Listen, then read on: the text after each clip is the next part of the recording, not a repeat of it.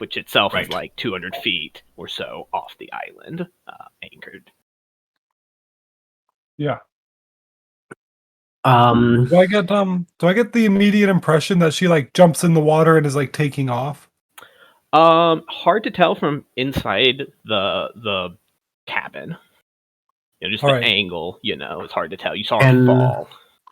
I have I think Warren Sven. might... Oh, go ahead. Go ahead. I was saying, can I have Sven run out on deck to see if he can't, see her in the water or anything? Absolutely. Anybody who wants to rush out can make a perception check. Yeah, I think Katep would follow Sven out since there's not much he's going to be able to do from a window. Very good.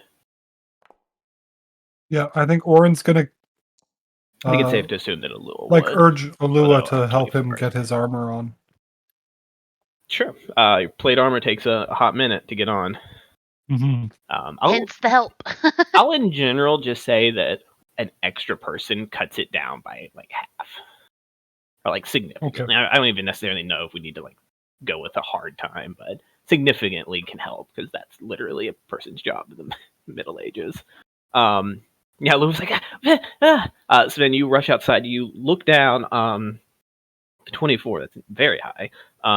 You see in the sun is almost setting at this point. It's very late into the day.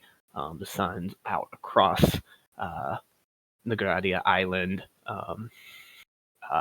You guys west of it. Or wait, no, I'm sorry. Sunset's in the west. Lamau.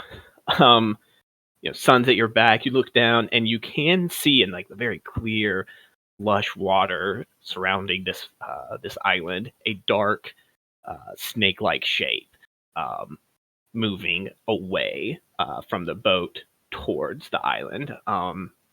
It doesn't look necessarily like it's not like a fast-moving figure. It's it's moving briskly, but it doesn't look like she is necessarily incredibly capable as a swimmer or something like that. Like she's not just like cutting through the water, but she is underneath it, and you haven't seen her surface quite yet. About how far is she by this point? A fair bit. I mean, it'd take like assuming I'll say it took like that moment of like what the fuck, run outside, look.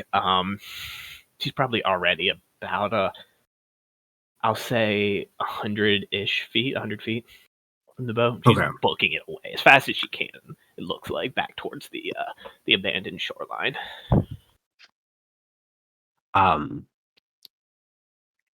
Yeah, I guess whoever came up beside, I believe Katep was there. Sven would just point it out to them and just say like, "There's the demon. Back already." And like under his breath. You coming up and like looking around, looking off. A few of the sailors maybe caught like the splash. They didn't notice anything before that, so a few others had kind of come up and like, "Did somebody fall? Did somebody fall?" And then like you point out to Katab, and they also see it, and they're like, "What?" Like they're just alarmed and confused and looking for something like what the fuck's going on kind of mood. I think Katep might pivot and try to address the crew just to prevent them from panicking. Just be like, something jumped up, hit the bottom of the ship outside the captain's quarters. We're just checking, make sure it's not a bigger threat. Just for fun, make a charisma check or a persuasion check. Sure. Just like just to see if Katep falls on his face, kind of thing.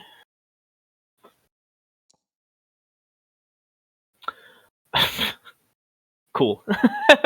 Yeah, no, they're like, of course, and kind of like move back to their positions. Pretty lazy, I would think. Dealing with like an anchored ship, the sails aren't are furled up, and they've kind of just been enjoying a bit of a rest. At least those who weren't out there scuttling the orcs longship. They just kind of like back down, like they're still alert and keeping a lookout. You see a few of them still like literally watching that way, but they don't seem like their alarm subsides to a simmer. So it's safe. Oh, go ahead. I was say so it's safe enough to assume that none of the crew caught saw Devassi in any kind of true shape. No, it doesn't. Nobody's freaking out like, oh my god, there's a snake lady.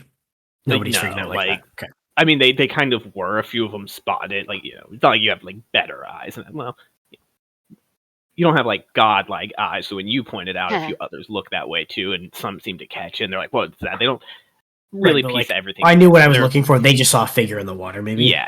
They're like, "Oh, what the fuck? What?" Because they heard they would have heard her like splashing into the water. So like, yeah. So they're alarmed, but Katep kind of addresses them, and they're like, "Okay, we'll let the fucking adventurers deal with whatever's going on if it's something needs to be dealt with." Mora, what are you up to?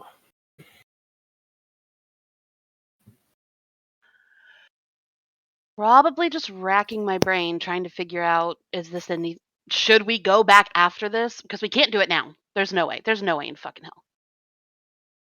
Right. We'll say about kind of this time, Joyce, hearing the commotion, appears on deck.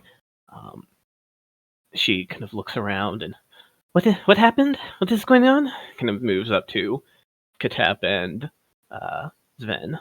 What happened? What's going on?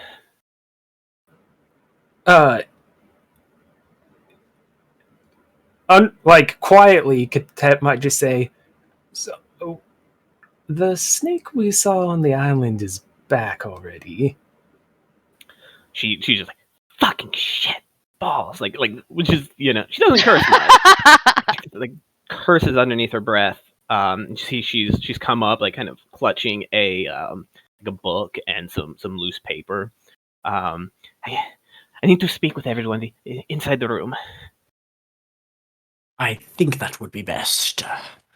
And yeah, Sven will head back towards, I guess, Oren's cabin, where presumably he and Lewis still are. Yeah. And finishing putting on his armor around the time the last piece gets clicked in. Hang on, guys. Process of it, unfortunately. Oh no, I know, but half on. Kind of comes in, just goes, "Oh, I'm sorry. Oh, never mind." Like moments of alarm, seeing Lua helping him with getting dressed, but then okay, no, it's just armor. I think I found a glimmer of what Devasia might be.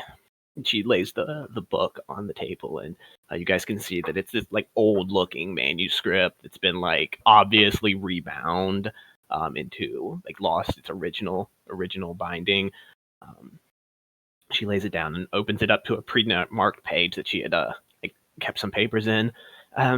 I feel like an idiot for not recognizing it before, before all this. But this book, it's incredibly difficult to translate. It's in a proto-draconic and very unmanageable verses that don't make any sense, and lots of the words don't even exist any. Anyways, I'm rambling.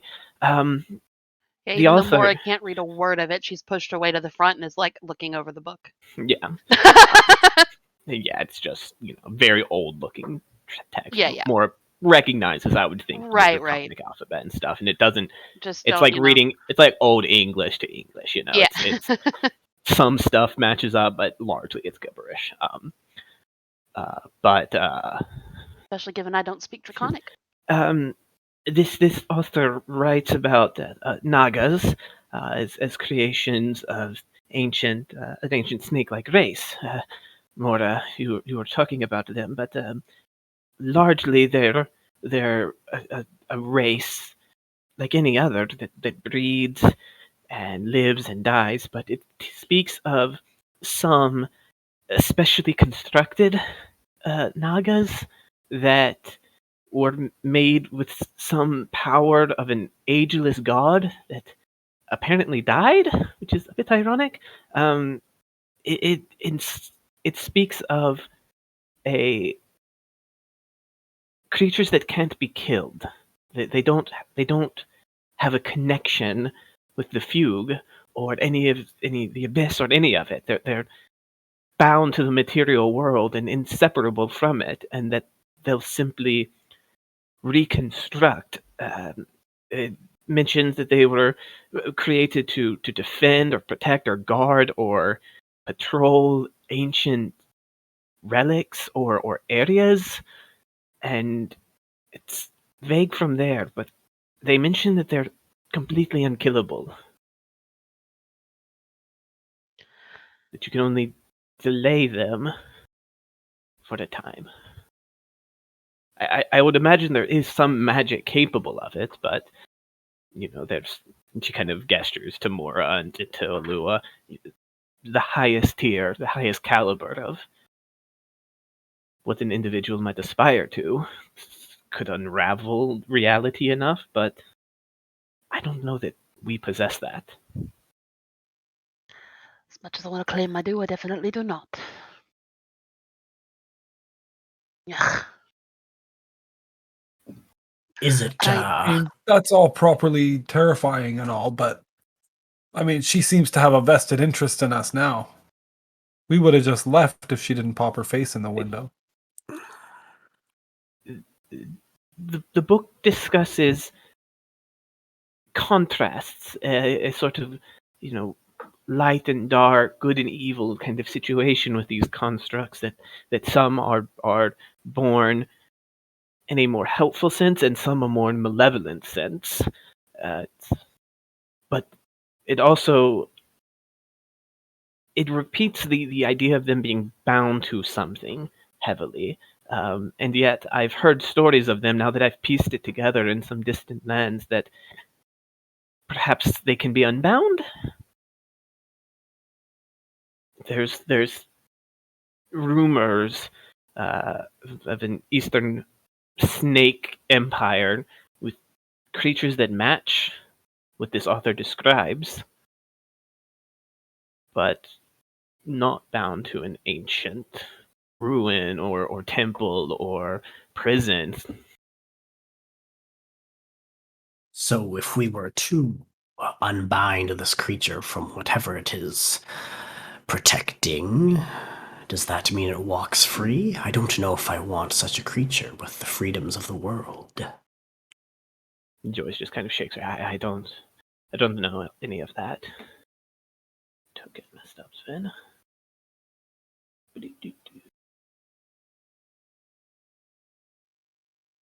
Unless the unbinding allows it to kill. Suppose there's one main question then. Hmm.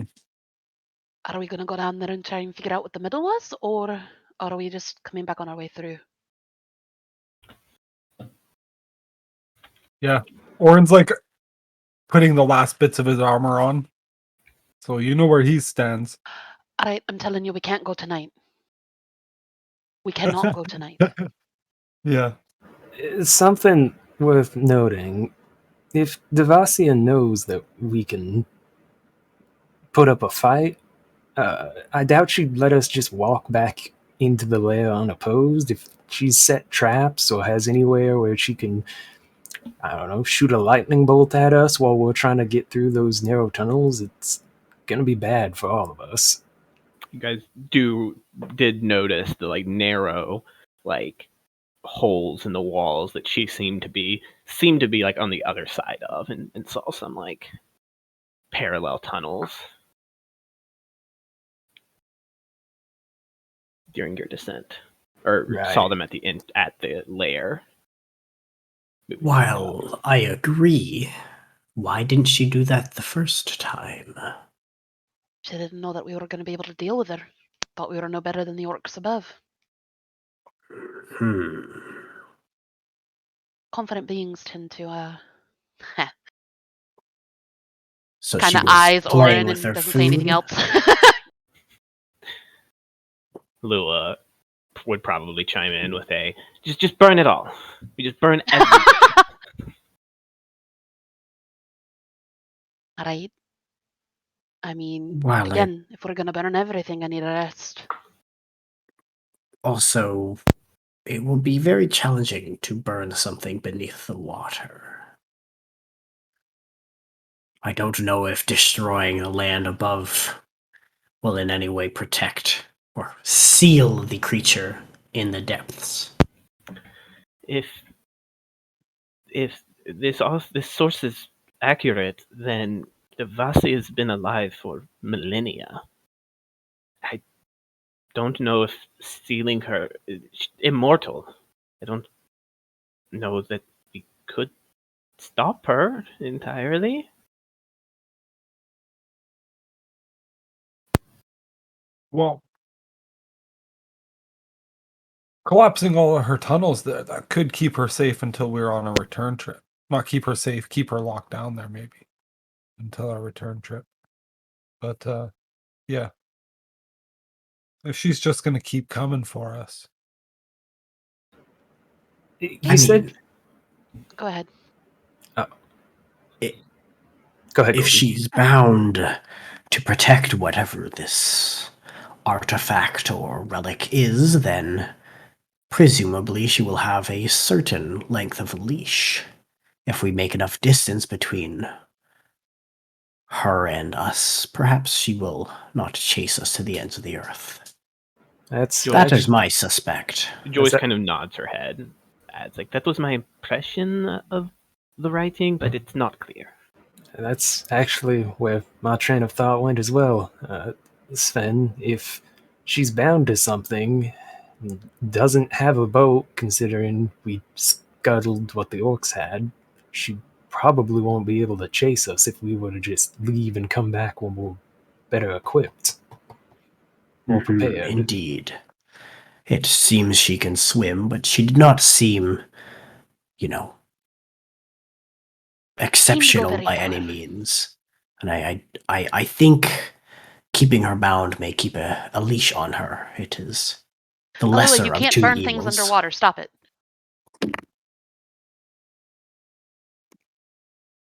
Yeah, but I could try. I don't know. I'm gonna try. The little cast dragon, but no, no, she doesn't. She might have. Here. Oh, here you are. Oh, Wonderful. hey. Yeah, I've been here for like Hello. 20 minutes.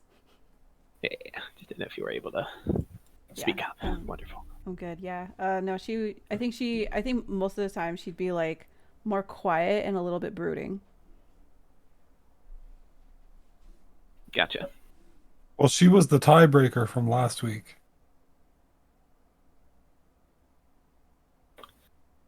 She was. What would you guys like to do now, though? The sun is setting. Darkness is soon to arrive. And you're apparently within striking distance of a spirit naga. Yeah, we should come up with a different way of voting. I think perhaps anchoring some distance away might keep us and the crew a little safer. Well, if we're gonna leave, I don't think there's any reason to linger. I think we have the crew hoist sail, and we'll leave the island behind. We can sleep while we sail. I suppose. Agreed? Is that agreed then? Works for me, though Kateb would glance at the trio of spellcasting females who might have a more vested interest in the island than he does.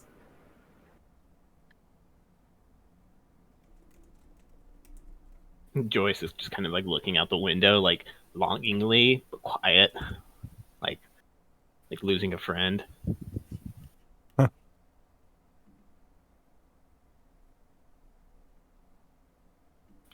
Laura, Alua, anything to add to the boys' apparent desire to just go ahead and put this behind you guys?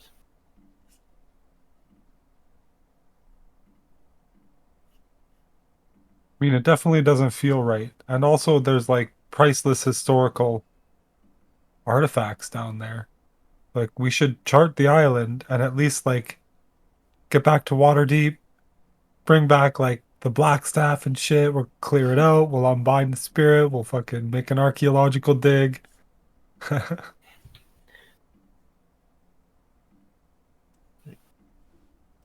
Is somebody muted? It's more here, yeah. Sorry. Haven't heard her in a hot minute. Yeah. Alua, Mora, any thoughts? Heard Ellie giggling. I haven't heard more in a minute, so she might have had to step away or something.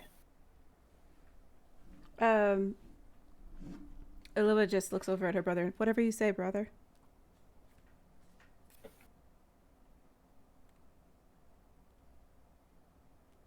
Yeah. Well, I mean, Orin would go down and fight her again, turn her into ash, loot her temple, and leave. But yeah, he seems outvoted. So If that's the way we're going to vote, then he would act pretty quick by getting out there, telling the crew what they're going to do. All right. So is that the issue? The order to hoist sail or hoist anchor and unfurl sails is given Yeah. to head towards Port Nianzaro. Nianzaro. It's about 2.5 to 3 days travel still ahead. That stop is mostly a restock, right? That's the idea. For the next half of the leg, or next half of the journey. Okay. More said her headset went dumb for a second. All right, more unless more would fight for it. The decision roughly has been made to head to put this Negradia Island behind you guys. Best thing we can do for now. All right. And so, sails rise. The ship is pointed south. You guys sail onwards. That night, your dreams are untroubled by anything supernatural. You complete a long rest. Huzzah! It's worth noting to pull the camera back, just from the perspective of the characters. Kind of zoom back through the rotting vegetation, down that winding tunnel, past a spirit Naga who's coiling, plotting how she's going to leave this fucking island. Go down into the water where the roots have withered away. The magic of that door seems somehow connected. Down underneath that door, down twisted metallic tunnels, something that hasn't been awake for a very long time closes its eyes once again and continues to sleep. You guys sail out. I hate you. Oh no! Oh no! I didn't You do guys- anything. You can't prove it. Sail away. And your efforts in the future, the part of the Heroes of the Argent Oak, to plot and find Negradia Island will be very difficult. Strangely difficult. But that's a story for another day. You guys push onwards. The weather maintains. It's gorgeous weather. It's hot. It's brutally hot during the day now. You can really notice the difference in altitude, or rather longitude. Latitude. Can't remember which one's north and south. Whatever. You're closer to the equator. And it's hot, though. The sea keeps you pretty cool. Like, relatively. You can well imagine how miserable it's going to be inside.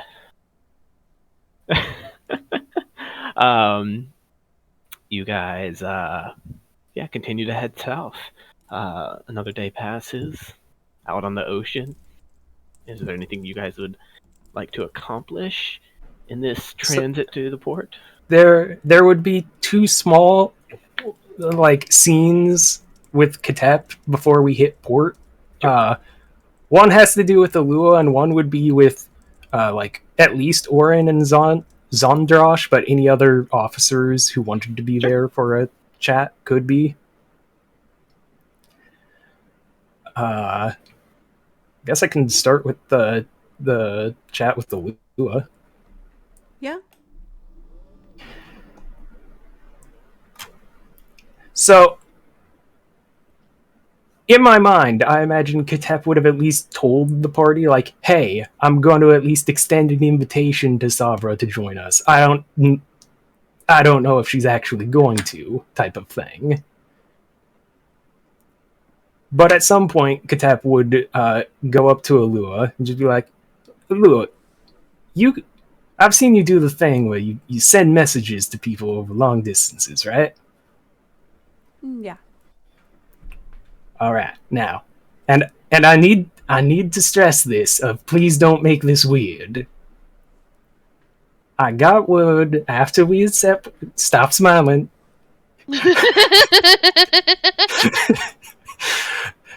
Look, Sabra asked that we just send word to her when we're in Port Nanzaro, and she'll meet us there. Do not make the message weird. We are not dating. We are not romantically involved. I swear to God, Wishes, if you're listening and you do anything, I will muzzle you. Yay, another person who hates wishes as much as Mora I'm not does. listening. Comes an invisible voice. Uh-huh. If when we reach port, you can just send a normal, not Alu, don't make this weird. About to say, yet to have made eye contact. No, weird. What weird? She just shakes her head. She's trying so hard not to die of laughter or like be super goofy about this, and she just takes it in and holds it in real tight. But you can tell on her face it's difficult. Yeah, that's what I was afraid of. Should I sign it XOXO? No. Nope. And there it is. And she walks away. And there's that moment where Tiff's sitting there like, I may have made a terrible mistake. That as you have that realization, you see Wishes drop invisibility on Alua's shoulders, kind of perched up there. Says, now, Alua, you have to respect his wishes, and he asked you not to. And then this image of an imp appears on the other shoulder, and then Wishes still talks as this image says, or you could have fun and it brighten his day. Wouldn't that be better? And Wishes goes, actually, yeah, listen to him. Don't worry, don't worry, Wishes. I got this. I know what to do.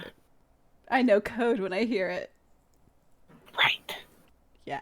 He didn't say you can't sign it OXOXOX. That's very true. This is where I'd like to point out you could have asked Joyce. I could have. I could have, and I thought about that. But Katep doesn't know. He assumes that all the nobles know each other to some degree, but he doesn't know for sure if Joyce knows Savra. And there's that issue of, hey, apprentice to my boss, I invited someone on this secret off we're going on. True. All right. Scene. New scene. What happens? I am opening my notes really quick to make sure I get the name Then right. I will just say So- all Mora's done essentially this entire time is she's trying to come up with a way to entice the other dwarf into studying magic with her. Like she's Okay. going through trying to devise different plans to potentially do so. Make an insight check. If you can't come up with something, the DC at like a 12. Yeah, 14. 14. Yeah, no. Oh no. Maybe if you ask her every single day. No, because Mora knows she'd punch someone who did that. Nah, she's not dumb. But this is why it'll take a couple of days. She doesn't know how to talk to people or how to make them do anything. So Nah. Next time. You're next pretty time. sure though. Like as much as like it's not how you would approach it. More it's like I might just need to push harder. Well, No. Next time, tell her magic users earn twice the wage.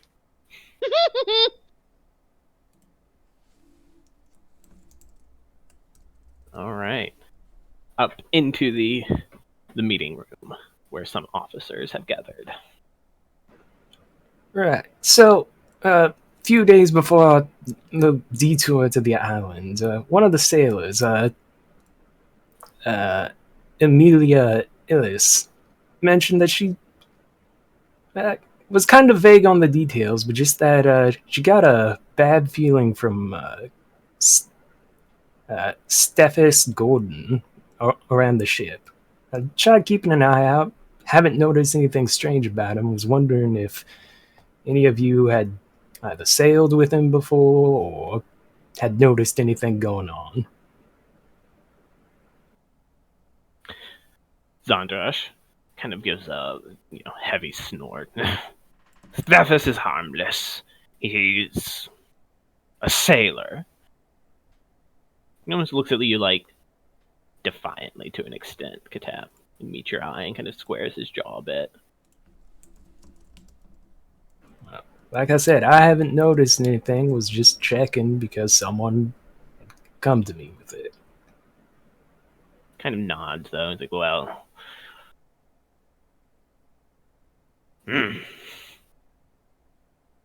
shit politics is all he kind of says. And Zandrosh just kind of gives a shrug and doesn't seem particularly bothered by it.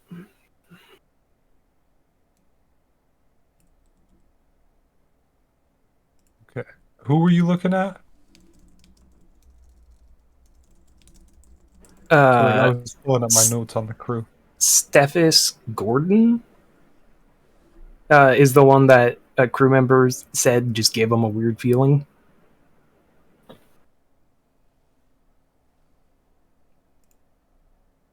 All right, and who was it that Alua was asked to keep to watch? Brandon Wood. Brandon Wood. Yeah. Yeah, that's And who you'll just- Humura's like, I don't like him. I don't like him at all. Not even a little bit. Yeah, I think like Alua wouldn't want it to be suspicious, but she would kind of make herself as naturally as possible hang out with the crew that they tend to hang out around, or like if there's a clique, or be in this similar area to just kind of listen in, since she doesn't really have a job and she just kind of walks around and she's just like, I guess, mingling with the crew on a general, just in general.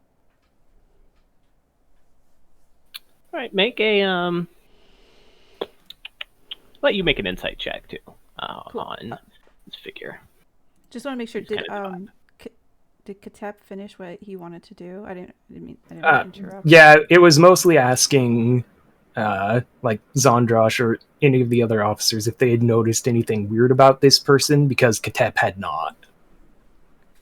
I'll add in while you make this roll, Alua. Kateb, you kind of get you've picked up that Zandrosh, really both of you two, like he's very much like that, like he's a for the crew kind of leader, and he seems to always kind of just be slightly dubious on whether these adventurers, like these noble adventurers who've saved the city, can like get sailors on a fundamental level. Nothing like to a point. Like I think you guys have done fine, but he's still kind of like, you're still feeling out that water here in the first week of working together. So he's kind of a bit quick to jump to like the crew's defense, maybe more so than he should. But Gotcha. he seems to be that kind of officer. Go ahead and make an insight check on Mr. Wood, Alua. Not bad. 30-20? Yeah, so you kind of just pick up generally what Alua, or what Mora kind of mentioned. He seems on the lazy side, just not lazy enough for it to become an issue. But like he's skirting by. He seems, you catch him kind of, maybe like not paying attention as much in the lookout nest, so he kind of gets taken down from that, and he's like, oh, I didn't want to do it anyways. Just scooting by. Like he's not incapable or anything by any means. Like when he applies himself, he seems to do fine, but he just seems kind of lazy and somewhat unreliable and prone to lying. Just little fibs here and there. Just, that kind of like. Can she? And that's not her job. She'll bring it up to Mora, and then also bring it up to Kateb, as he's the second in command here, kind of. And well, I think she'll give it to Kateb because she's more familiar with him, and then be like, oh, maybe you should also, I think you should also maybe let Zandrosh know, just so no one's shirking on their duties too much. All right, and Katep would probably make an effort to keep an eye out on that sailor as well, just to make sure they aren't slacking off too much as well. Okay. Do you let like Zondrush know these suspicions or anything like that? Yeah, he'd probably bring it up, not in like a, not in a like, hey, I think this person is going to be problems, but just it's been pointed out that this is going on. So when you tell Zondrush this, he is like irritated about it. Like nobody shirks off on this ship. Nobody tries to half-ass their duties. That's how you end up in the bottom. You want me to do something about him? It might be worth taking some action over. Yeah. Brandon starts getting like the shit jobs, like 100%, like the worst schedules and stuff like that. Hey, I mean, no, I'm not happy. Kind of seems to go around like, that nobody's to take his shift for him or anything like no, like even if he's puking up like seawater, he still has to man the rigging and stuff like that. Like Thundrush just absolutely comes down hard on this shit. And Brandon's miserable in the aftermath, like, grumpy, like just glowery at everybody, but pretty quiet because there's only so loud you can be on a ship full of people who are like, "Hey, buddy, chill out." There is one. A little bad. Tattled. Yeah, he has no idea though that like who brought this up, or anything like that. Oh my god, my cat's just like, hey guys, I'm a cat. Hey, yeah, and you're lucky that you have a cat, so just hey buddy, enjoy it. About 2 days in, you guys are getting close towards. Actually, I guess about a day and a half into this last bit of the journey to Port Nianzaro. You skirt by an edge of land that you guys expect to be and kind of can confirm is one of the entrances to the massive Bay of Chult, at which the very far end Port Nianzaro sits at the entrance of one of the three major rivers of Chult. Later that day, as you guys are having a meal, I'll just say everybody's here together, all the officers and heroes, kind of eating its one moment. Courtney Cheswright, your cook, the older cook, kind of brings up, so are we planning on offering any tribute to the Guardian of Chult? What now? Have we ever heard of this Guardian of Chult? I'll let anybody who's either got a sailing background, so Oren, or who's proficient in history, I have make a history check. background. Oh, you do as well. Yes, thank you. A history Oh, check? Can I What? roll History? double digits tonight, please? I mean, on the die.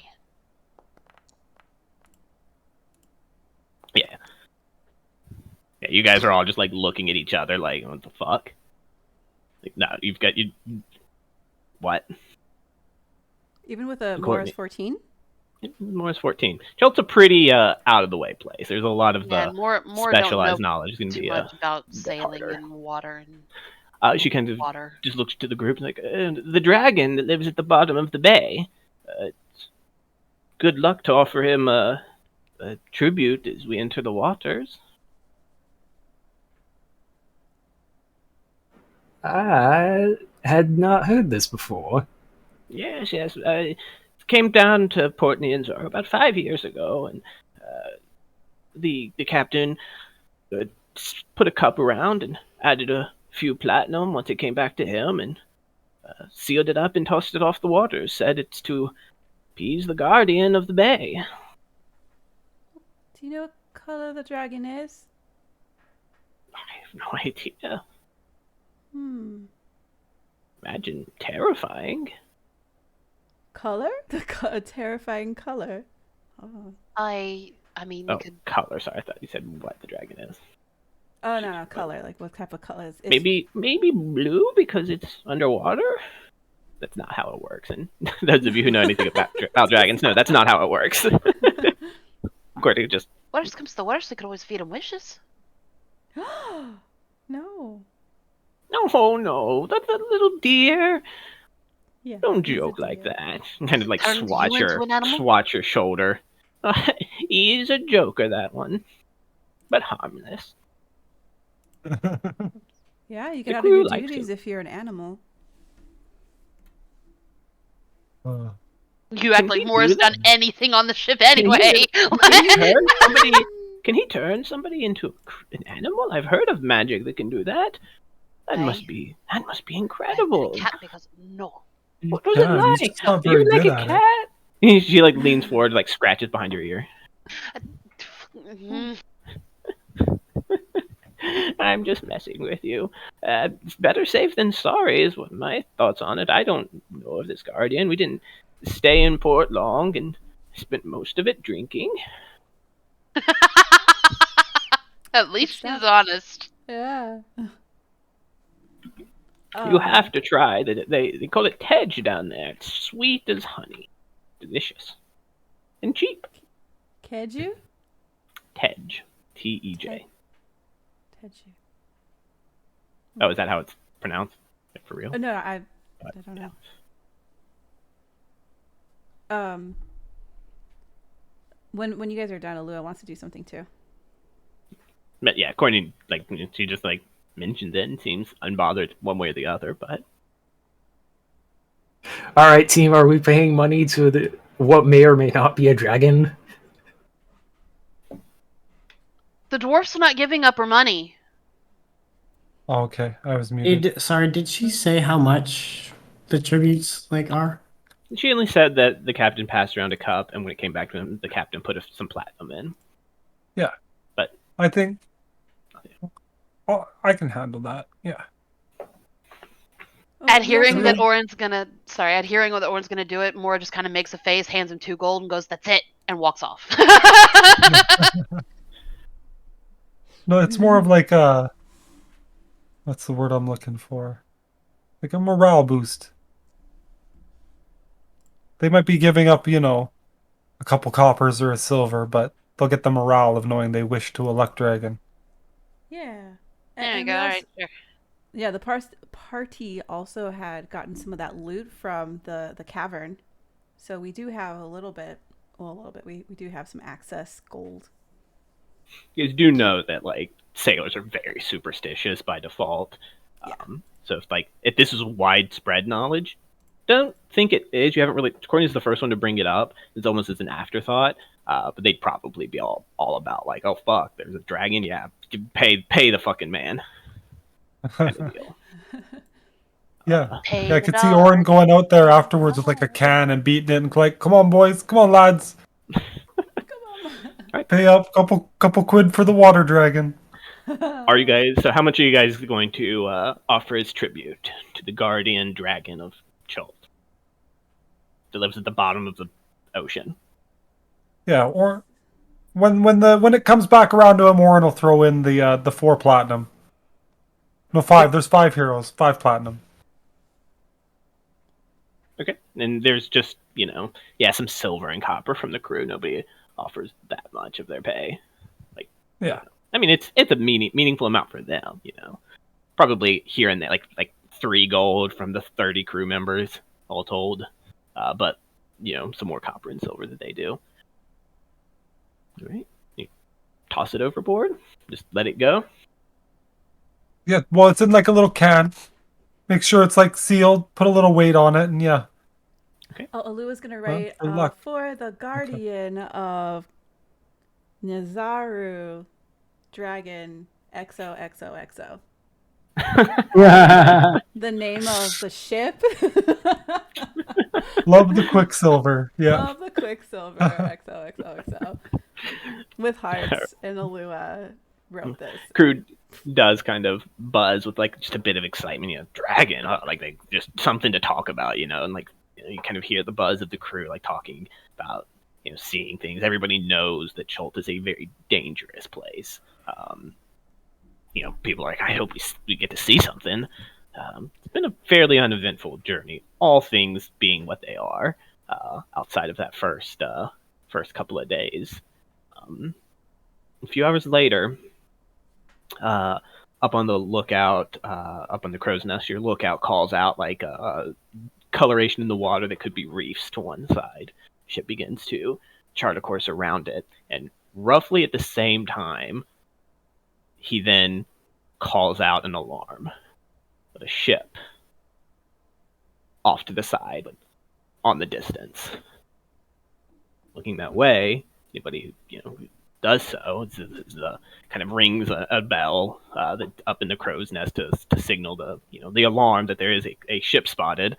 You do see a ship far in the distance still, several miles away. Think you can see that far in the ocean. I can't recall. Far away. Spyglass? But closing. Kind of moving in the same direction that the ship had to kind of naturally go to avoid this, like these reefs that are here in the bay. Is this ship flying any noticeable colors, flags, symbols? At this distance, it'd be impossible to see with the naked eye. You guys have spyglasses? Nope. I mean Katep certainly doesn't. I forgot to buy some. Now, this would count as something you guys might have thought of ahead of time, but these are expensive devices in fantasy settings. It's 1,000 gold for a spyglass. Yeah, I mean, would that have been one. Something that, we need would that one. have been something that you guys thought to? Yeah, I mean, it's large. Like most, if you could afford it, it's something that they would certainly want. Would that have been something you'd want to have gotten in Waterdeep? Probably. 1,000 gold? 1,000 gold. Wait, does that mean you very- can use a spyglass as the casting component for scrying? Who knows? So you just hold the spyglass up as like, I can see the they're- world. They're having I like tomato that. soup tonight. The fact that it's non-magical definitely inflates its cost. That anybody can use it without all that much. Thought, yeah, 1,000 gold. A quick Google told me that at least. On D&D Beyond, that's how much they were listed as. Let me double check on a different source, but that was a bit. I remember like, it being holy fuck. expensive. I do remember them being like stupid. Yeah, I did a $1,000 quick Google. yeah. It says, 1,000 gold. All right, so yeah, Yeah. you can mark off 1,000 gold, whoever, like either from the party funds or from your personal inventory orange. Okay. Yeah, If you have that on you. Alua will take that out of her personal. I think she probably may have. I think she may wanted to have gifted it to her brother. Be like, "This is for you, brother." Oh, like the eve of the Yeah. of the voyage. Yeah. Yeah, I mean they're incredibly valuable things. All right, whoever has the spyglass can make a perception check. Whichever one Okay, well, person. I mean, I mean, you have the time to if you don't notice, you can pass it off to someone else. yeah. I mean, it's not a super hard check. At this distance, you can make out. You can see their sails, and you can very noticeably not see any other color or banner on the ship. Arr. No, yeah. Orin would have the But what you'll spyglass. also notice is, you guys notice the ship, and you guys have seen ships, on this way. You haven't seen any no ships have turned out to be hostile or anything like that. You've had passing by, like a ship kind of gave you like a closed look, notice you were just sailors, didn't bother you or anything like that. This ship is closing. It is gaining on you guys. Okay. Orin will pass the spyglass, handing it off to Katep, and be like, "Oh, I don't see any colors." And then he'll turn to Zondrosh, and he'll say, "Have the crew at the ready." Go put Andros, you're just like, pirates. Arr. He's alarmed by this announcement. You would know a ship not flying colors is not a good sign. Are we flying colors? I would presume it would be traditional to fly the colors of your home port. You would have the symbol of Waterdeep, or at least the colors of Waterdeep, if not the symbol, right, like a okay. banner or something like that. It also helps us get It's like, do we look Waterdeep- like pirates? Oh. Look, yeah, because also Waterdeep's like a big trade hub, so Yes. it gets us better reaction than when we pull into ports. Right, Exactly. true. Okay.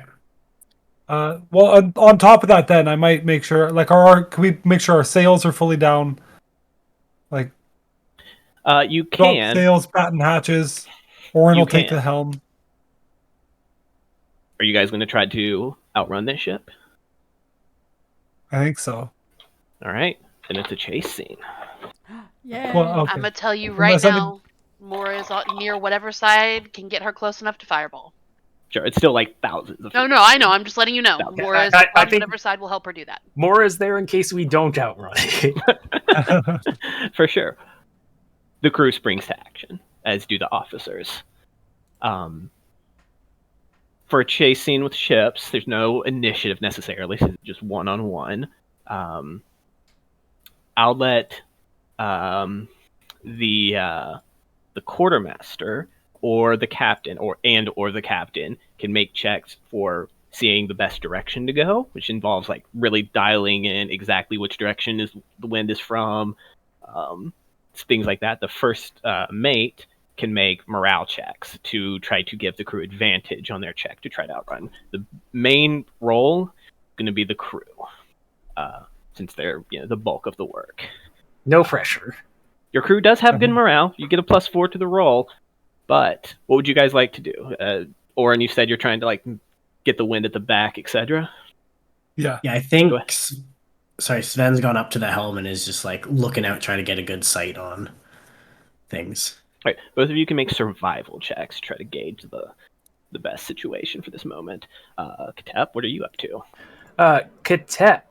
Jeez, Oh! that's an insane roll. Holy shit. Katep is probably like he trusts that Zondrosh knows how to yell orders of where the crew needs to go, so he's probably going to be jumping in and trying to help if there's something that's like, oh, we need to like haul this rigging really quickly, just because he's physically strong. So that the first mate's job largely is to be the one to yell and stuff. Okay, right? then I'm yelling. Then I'm Okay. just yelling. Yeah, just trying to get the crew, keep them focused. It's even just like like not even necessarily the specifics are what matters. It's just making sure they understand the urgency. Gotcha. And this is an intimidation check. Who's the guy we gave shitty jobs to? Brandon Wood. Brandon. Intimidation. Or it might be like on the ground, he's yelling down at Katep, get Brandon swabbing that fucking deck. Zondrash actually rushes down to like give the all hands on deck. Like this is everybody 5 lashings to anyone who breaks ranks. Right, make an intimidation check. You got it. It's just scary, like making sure they understand what the fuck is happening. Yeah, That's a 10. Oof. Well, You know, you guys could like doing it. pull the sail, I guess, if you want. more than that. You're not able to entice them to greater feats, but you are able to keep them on pace. Oren, you kind of it makes sense for Oren, like his fighter instincts and stuff, and like trained to like study the battle and stuff, and you almost instinctually understand the situation you're in. You've got a series of reefs that are probably impassable without like studying the waters and taking it carefully. You'd almost certainly beat your ship if you pushed into them. That has pushed you guys off to a certain angle that the other ship is coming from, and the other ship has the wind at their back. This is very much a planned ambush. And it's going to get hairy. You have a significant lead, but you understand that by the time you're able to get the wind at your back, much of that lead will probably be gone. Probably, not definitely. It's going to be close. Okay. Give us... Somebody. Can we have 1 minute because like we're not actually like trained sailors? You can. Somebody can make a d20 roll and add 4 to it. We'll say I'll do Katep. it. Oh, okay. Mora, sure. Mora, Okay. you get to. You said it.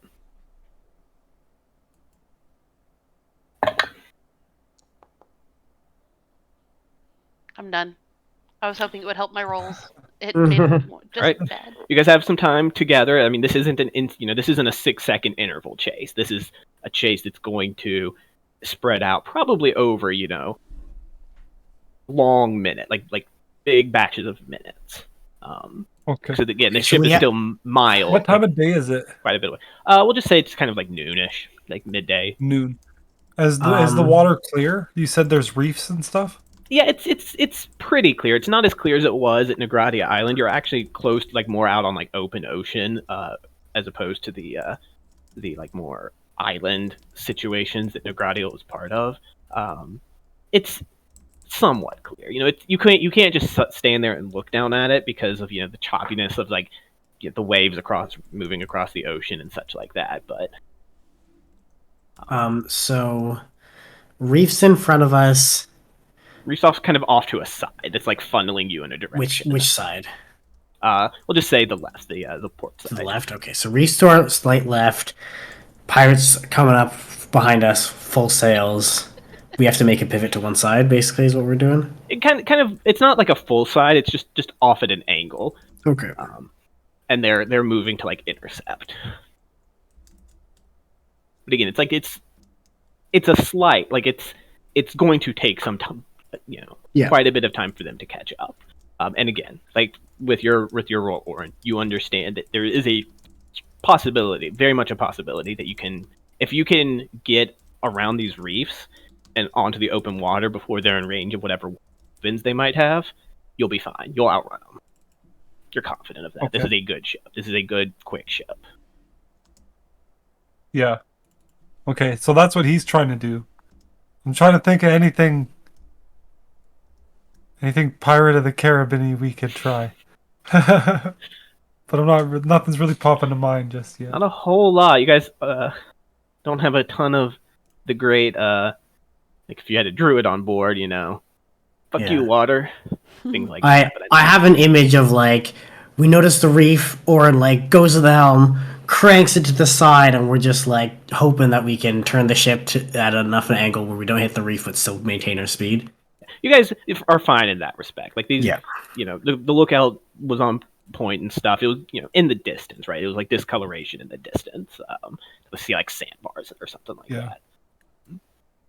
It's still, like you said, it's not so much a chase right now as it is a race. We're trying to pass a point before they get there, because if they can intercept us, they'll stop us. But if we can get past there, we're faster than them.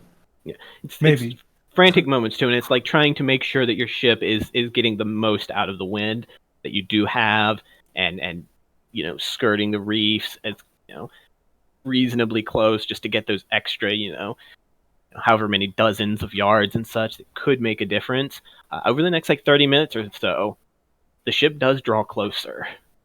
There's people watching it like at all times, and it's grown to where you can meaningfully see the sails with the naked eye. Still thousands of feet away, but it drops flags, or it drops a banner of crossed skulls on a black field. Oh, the Jolly Roger. Or it'll pass the spy class yet, to Sven, since Sven's up there keeping look, right? Yeah, and Sven's got the good wisdom too. Do I need to make another check? Do I recognize the callers at all with my sailor background? They're fucking. Are there like famous pirates? You can make a history check, sure. Okay. I'll also let you make a perception check if you're trying to look at the ship. Yeah, I think you might be able to see more details. I think I would use the spyglass to take a look. Sure. So it's a 13 on my history and then a 19 on my perception.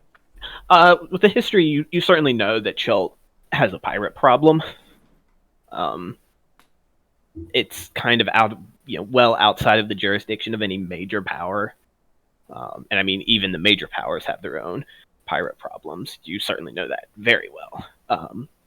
Nothing on like this almost looks like there are details to this pirate flag, but nothing that like rings a bell or like brings alarm or stories. It almost looks bland to an extent, like a prototypical like Jolly Roger kind of situation. Generic pirates. Okay. Yes. Pirates. You do, however, see that on the deck of this ship, the ship is a bit larger.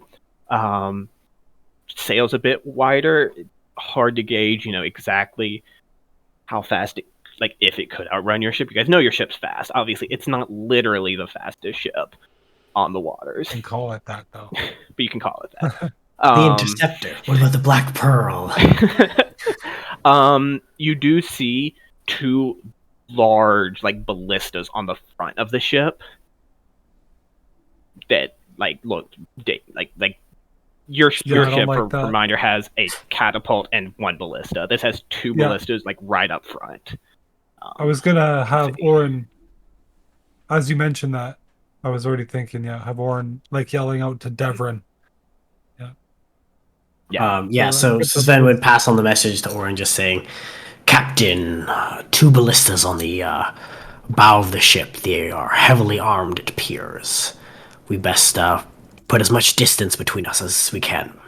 I'll even say with your background, you would expect that there will be like other, like maybe probably another, like catapults and ballistas and stuff behind that that you can't quite see yet. Okay. You would guess that it has more weaponry based off of the front. Anything else anybody's doing in particular? Katep, if you're keeping up the like get your fucking asses in gear thing, you can keep that going. This first mate. With my experience navigating reefs in particular, is there anything I can do to like help us shave off, like cut corners a little bit? Like, I'll say there can be, but like just to keep kind of action economy somewhat relevant. For your time, you're spending this time studying the ship and like getting a better beat on its capabilities. Right. So this round, I'm doing the prep work to maybe make use of it. Okay. Cool. Yeah. You're maybe looking and kind of going to the other side of the ship using the spyglass to look at the reefs and such too. Like you're not necessarily dialed in, but perfect. Okay. Anything anybody else doing in particular? I think Katep is just trying to do first mate responsibilities unless someone yells that it's go time, in which case he'll run to either try to stem the flow of people if they try to board or whatever happens during ship combat that I, the player, don't know about. Sure. Go ahead and make another. It'd be an intimidation check unless you have a really creative way of turning that off of intimidation. I really don't right now. So they're not listening to persuasion right now. They're not. Oh, okay. You're saying we better go faster, pretty please. Okay, thank you, sir. All right, another intimidation. Much better. They'll get advantage on their check as you're kind of like bolstered by like seeing the ship get closer. They're like, oh fuck, or making sure all the knots are tied. How close is closer? Because we all Still, know what I'm waiting for. Yeah, still thousands. It's probably one of those things when I hear Sven go, oh, they got 2 ballistas on the front of the ship. Katep starts yelling a bit louder. Mechanically, it's closed a third of its prior distance. It would need to close a full another third to be even at the very extreme range of that happening. Because what's the range on Fireball? Like 150. Yeah, that's pretty close. Your so instead of Warcaster, I take Spell Sniper. Got your I think let me double check. In fact, the range of the ships. I saw that. I'm not actually debating it. That's the sad part. But somebody can roll. In fact, maybe Alua and Katep. You rolled well. Both of you roll a d20 and add +4. This is to simulate the advantage. Yeah, I'm not. All right. I'm not rolling it this time. I didn't roll anything. You roll a d20 +4. Well, it's because you haven't done anything. We're each individually rolling one of the advantage rolls that the crew would have. 1d20 +4. Yep. Yerp.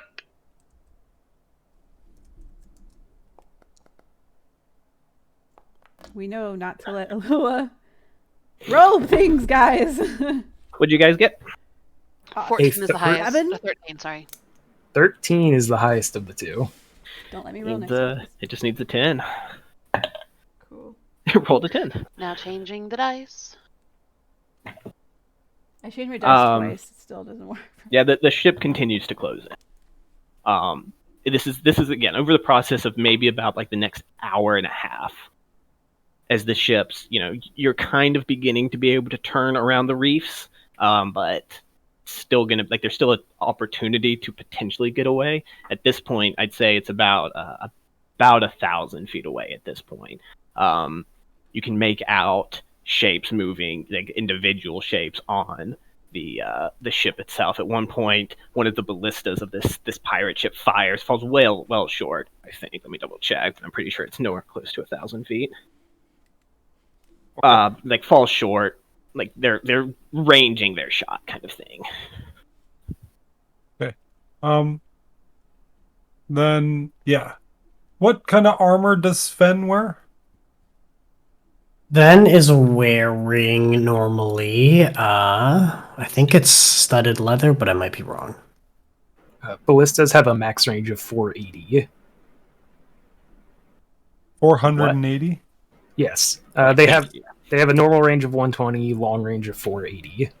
Thank you. Sven, where's Scale Mill? Scale mail. Okay.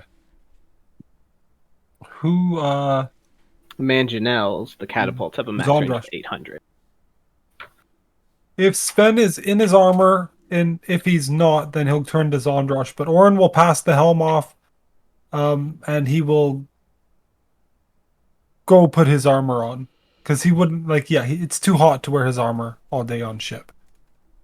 Okay. So he would have been in his clothes. But having said that, the crew might know what that means, seeing him, and he might call to Katep if Katep isn't in his armor, or Sven, and everybody who needs armor. He would all of the officers. I think after that water elemental attack, Katep's just been putting up with the hot temperatures on the ship, walking around in full plate. All right. Does Sven have his armor on? Does he take the helm? Sven will probably, I guess, doesn't have his armor on, so he'll take the helm, let you go, basically put your armor on, and then swap out. Okay. Allure, roll a persuasion check. Give me a natural 20. What? For what you whispered to me. You need a nat 20, I'll give it to you. I'm concerned. Me too now. Persuasion? Can I get advantage? No. Close. Aw. Oh, close. so close. You hear baby. Sorry, I pooped a bit. What? Talking to Maybe. witches. You got a maybe, but not a yes yet. Did didn't say everyone? no. Did everyone hear? No. Okay. No. There's a lot of I shouting and didn't- stuff I didn't- going on right now. Yeah, I didn't want to disturb you guys, so I just DM'd it. All right. The ship is closing in. It's Maybe around that 1,000, just outside of combat range. The Quicksilver is turning now into the open ocean, where the wind is beginning to fill the sails even more. There's still that moment though, at this point, it's so close. These minutes mean so much. What are you guys doing? Did my examination of the reefs or anything provide any help? Was I able to connect the ship at all? Right. At this point, now that it's the third stage here, you're really getting around the reefs at this point, regardless. Not a whole lot to be done at this point. Now that you guys have kind of seen the best situation with Orin. Orin's Nat 20 kind of gave the best battle plan to you guys. Yeah, no, I don't think so. It's part of the ship combat, as sometimes you feel a bit helpless. Okay, so yeah. You asked us what we want to do. You're saying we can't do anything. Well, nothing as far as piloting the ship better at this point. It's kind of just right now hovering on this next roll as to whether or not we get into actual ship combat. Now this pirate ship is closing the distance. Is there anything we can do? Yeah. Orin will stop by Katep and put his hand on his shoulder, and he'll say to Katep, they have more firepower than us. If we can't outrun them, we got to turn into them and win the boarding battle. Katep will kind of give a nod, like, well, do you want to go high or go low this time? Orin gives him a nod and slides his helmet on. Is everybody here on deck at this point? I think so. Most imagine Maybe that there's Joyce? Oh yeah, Joyce is definitely on. She's kind of flipping through her spell book a little bit. It was called All Hands on Deck, right? Yeah. So everyone Yeah, should yeah, be yeah. on. Okay. For sure. Could Alua real quick take? Go ahead. Could she look through the spyglass, the looking glass? Yeah, Sven has it. Or- I assume he would pass it off. Yeah. If Lou goes and finds him, he's probably up at the helm, Okay. holding course. She will. She'll go up to you. She'll go up to you, Sven, and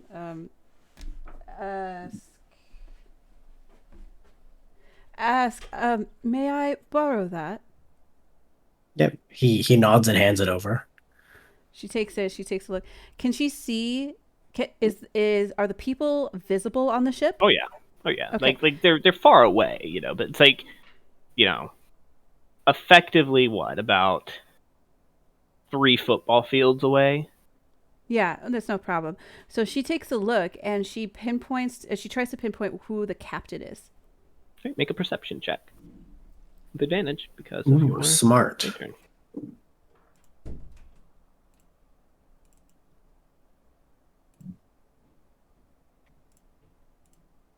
Imagine just holding up the lantern to the spyglass. Hey, there it is. There's my buddy. What are you planning? Are you planning on doing anything in this moment? Yeah, I wanted to send a message. A sending spell? Oh. Yeah. Sure, go for it. Okay. So she pinpoints, and in her most creepiest internal voice, she says, "Hello there." Insert creepy laugh. Like, thank you for coming. I've been greatly bored and was looking for something to destroy. How amusing. And just keep watching. Make a deception check, Is it a deception check, though? intimidation check. It's got it. You're gonna have to roll real high. You guys have been All running right. for a couple hours. See? Oh, it's been a couple of hours? I thought this was this chase has happened. Like, it's very incremental gains, right? Like, your ship is fast. It's not awful. Well, It's I guess because they sure. have the wind. I was thinking more of like superstition, like what if there was something else beside the ship? But I get it. Yeah, we could be leading them into a Come trap. on. We could be. I got a natural 28 to look for the frickin' person. Whatever. She'll just walk Yeah, and you away and did- be like, "Found the captain." Well, He you looks did like this, see this, him too. It was like this actually surprisingly young figure. Like with like this big black beard, like all these like pirate SWAT like stuff on, like 3 cutlasses. You actually see one of those pistols tucked into his belt.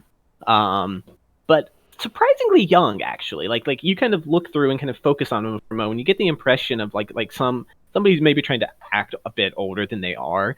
You can kind of make out like the pirates are like largely, obviously not as well fed as your crew is. Desperate, like cutthroat people with like eye patches and wooden legs, and the sort of people who could would fuck somebody up in a bar fight, but probably have done bad, like not had the best life to get to this point. You kind of hear this like long pause after you send this message before, ha ha, if that be the, and like the voice begins to trail off as you kind of out of the corner of your eye start to see something happening in the ocean. And, like, shouts of alarm begin to arise, and you said you kind of turned to stomp away a bit. Well, I think so. I think she would have like turned more so to let Sven know who the captain was, less stomping away. Gotcha. Yeah. All of you guys see like something like there's something off in the water, and something's like reaching the water. And like as you're getting this, like you're just like, what the fuck, you hear in your mind as this massive tortoise-like thing just looms out of the water, and then one large motion opens a mouth that like could swallow your ship, its mouth is like half the size of your the part where the sail goes. Mast, yes, like looks very much like it could snap your ship in two, and it does that to the pirate ship. Holy shit. And you watch as just this gargantuan, scaly thing with like barnacles, like it's not as big as the island, but like in that moment it almost seems as an island, as it just like lurches out, and like you see like this just like steam coming out of its mouth as it just opens its maw and chomps down on the pirate ship. What do you guys do? Orin puts his hammer there. Love from the Quicksilver, the luck dragon answers our wish. The luck dragon. Well, I think Alua would just definitely try to look and be like, are they completely decimated, gone? Where is this dragon turtle? Are they coming? Are they coming around? Well, first of the all, lore. make First a off, nature the check. lore. Yeah, the lore of well, I think they're pretty. Make a nature check. Yeah, about to say I don't know because I personally love turtles. Yes. Yeah, you fucking dragon turtle. Holy shit. Yeah, you watch as like partially like as just before this dragon turtle like snapped down on this ship, like breathed out, just exhaled this blast of like just steam that like blasts into the ship and like blackens and begins to burn the sails right before it chomps down, and the ship is like immediately like unrecoverable from the first bite. But it doesn't just like it drags it a bit and then kind of releases and begins to just maul the ship. You guys see like sailors jumping from the ship, and I would like, the ballistas fire, but like they go way over the turtle's head, and like the catapults do, and like the ballistas are all pointed at you guys. So like one guy's like trying to turn the ballista to face the middle of the ship, before like a wave, the wake of this dragon turtle comes over the ship and knocks him off, and it's a fucking disaster for this pirate. And they're over there. How far? They're like a bit over 3 football fields, though. Not gaining anymore. Doing the opposite as the Quicksilver, is continuing to pass to sail away unless you guys do something else. No, I mean, think we, like, as far away both from get- that sounds good. yeah. Like, I just want to point this out. We've established sailors are very superstitious, so Alua walked to the back of our boat, did an incantation moving her hands, and then 30 seconds later, a dragon turtle burst out and just KO'd this pirate ship. I'm pretty sure Lewis summoned the turtle. I will go with that. Well, she doesn't know people will think it that way, but Unless you guys want to stay and witness the destruction, you guys will quickly. Yeah, no, Mora doesn't No, want to do I that. mean- She is, however, gonna toss a few more gold in just because, like, shit. Yeah, like there's like that moment too. Like not like a few crew member see that, and like one of them just like pulls out his coin pouch and just dumps it all in. Like several of the crew are like, "Oh fuck, yeah, okay." Gold starts flying off the. She's like, I see you, Guardian Dragon. Have another, I'll raise you 3 gold. Do it again. do it again. No, because we're the only boat around right now. Don't do it again. Yeah. That's true. So it's No, usually yeah, Mora like grabs a handful of 5 and protocol throws at it out. Like, sea. nah, I'm good. Here you go, buddy. I'm sorry I doubted you. cool. All right, and as you guys begin to put this pirate ship behind you quickly at this point, getting some distance, Zondrash even's like, we should quickly be on our way in case there's a sister ship. Pirates rarely operate alone. There's no further complications. You guys sail onward, and a couple of days will, without further incident, see the walls, Courtney and Zaru. Woo! The sun is high in the sky.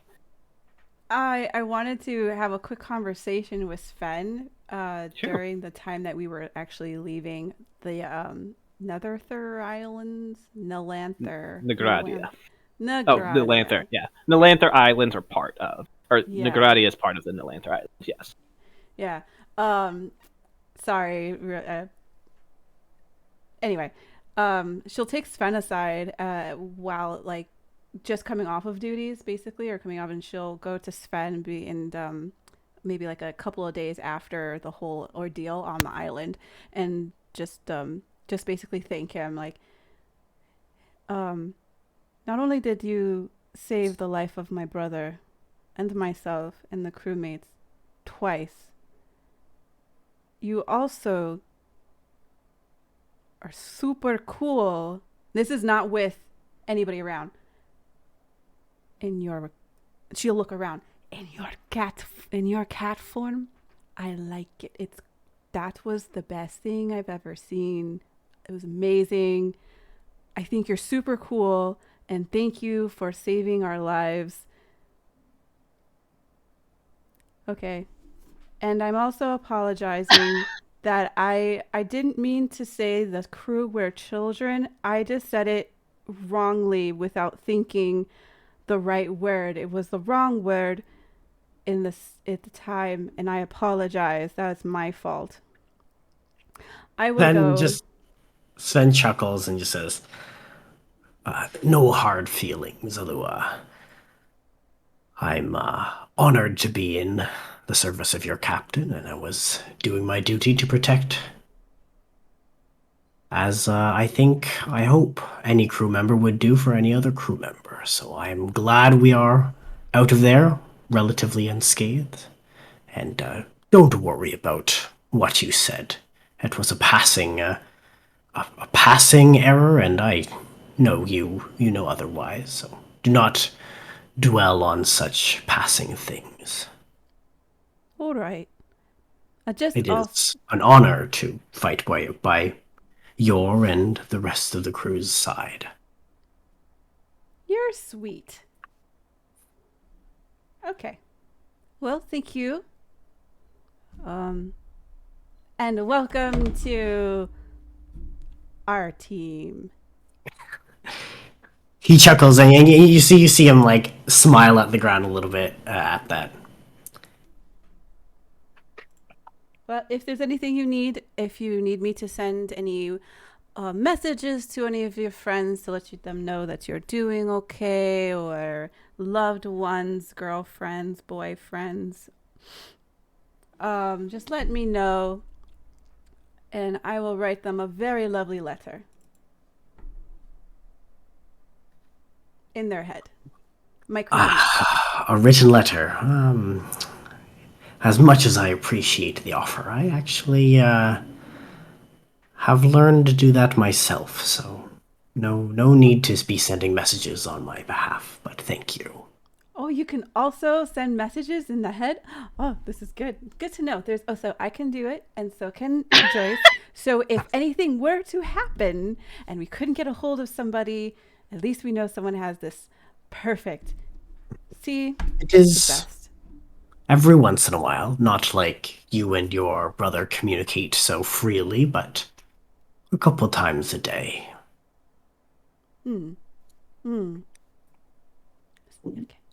Okay. But All right, I'm going to learn how to use this sword better. It's very heavy. And she'll like drag behind her this long sword that's playing grooves in the wood, and she's trying to lift it. It's not working out very well, so bye. That was it. Later that night, the boss is just like, my deck! You're muted, Alex. who's been carving bowling gutters on the deck? Devin does like, listen, you need to not put holes, big marks like that. It ruins the structural integrity. We'll have to have that buffed out. It's a fucking headache. Fucking Brandon's job. Brandon, get over here. Sven, that night, actually, maybe the next day, some gold underneath your pillow. Weird. I find gold underneath my pillow? You find a gold coin, like as you're waking up, situating yourself, and there's a gold coin underneath your pillow. The reverse tooth fairy. Yeah, the gold. Give me your teeth. Is it one of my gold? I check my coin purse. You go count out every single gold coin. I count out my gold. Is it my gold or is it spending a bit of time to count out your gold? It is not your gold. It is not my gold. And the next day, nobody's like complaining. Wait, complaining what? No, you don't hear like any sailors like missing my money. Because they definitely count their money every day. Right.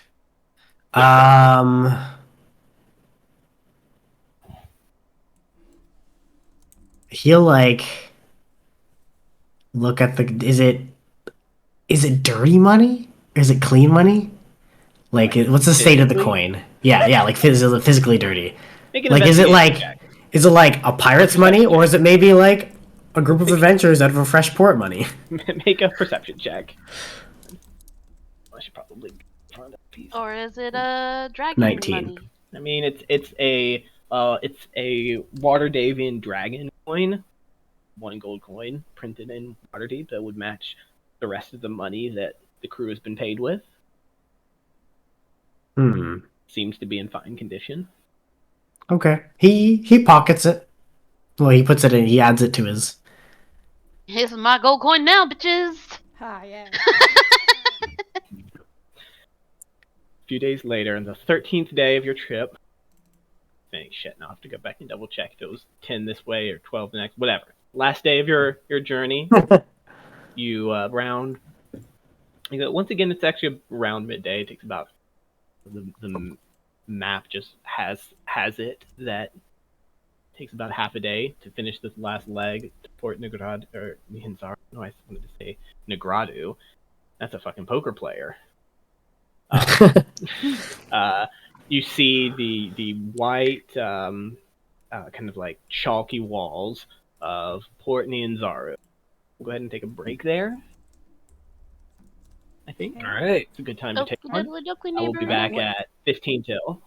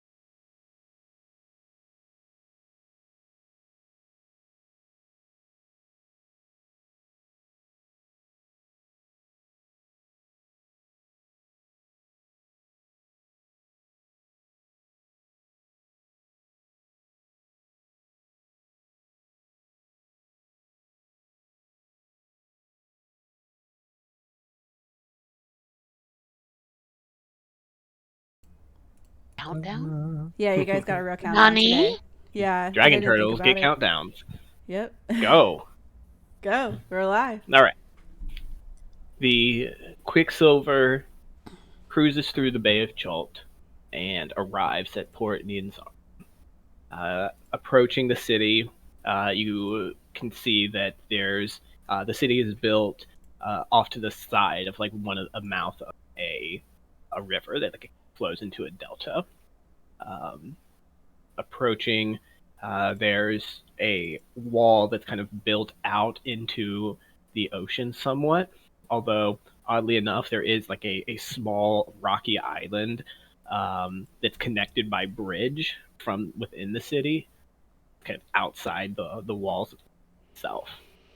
The harbor is protected by these walls, so entering into it requires a deft navigational hand. No checks required. Certainly, you've got capable people on board. And entering the city, it's growing up in Waterdeep, like most of you all have. It's almost like a joke that this is called a city. This place, just kind of looking at it, a joke in the sense that it's just very small. Could probably about the size of one of the, but it is vibrant and colorful. The walls that you see facing the sea have all of these like hieroglyphic like designs, like animals and like beasts and heroes and such, in vivid colors, golds and greens and reds, painted. You'd assume painted. Beyond those walls, up on the 4 hills that the city is built around, you see buildings that are just like a testament to life almost, in like bright reds and greens. Off to one side of the city, you see this massive domed building that's capped with gold. Seems to be. The city is cramped, but obviously energetic, just in personality, like constructed personality. Takes some time to get docked. The city does obviously have docks that can accommodate the ship of your size. From there, it's several minutes of tying ropes down and such as workers on the harbor assist the landing during that final few minutes. A plank is extended for you guys to walk off. Get me off the ship, get me off the ship, get me off the ship, get me off the ship. What Moore's would you first. guys like to do as you're stepping off the ship? The harbor is loud, it's busy, you hear minstrels in the distance, sounds of music, and just the din of work, laborers moving cargo around, and a few guards stationed at the end of itself.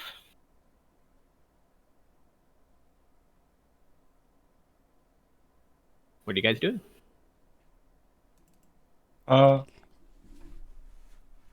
What are we doing? I think we are going to go talk to. Is there like a portmaster? So there's a few guards.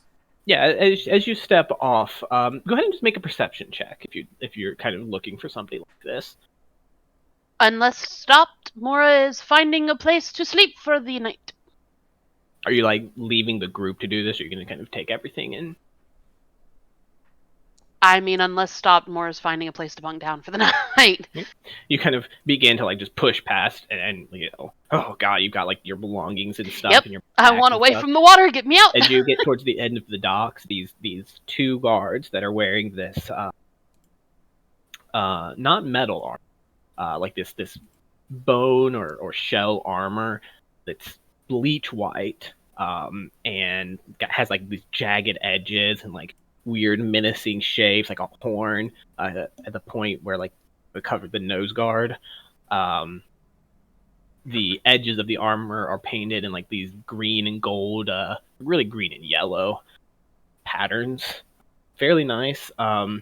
They have these short spears sheathed across their back, and these like very broad, like oval shields that as you move to push past, they kind of just lean in to. One of them comments, "The harbor master will be here in a moment."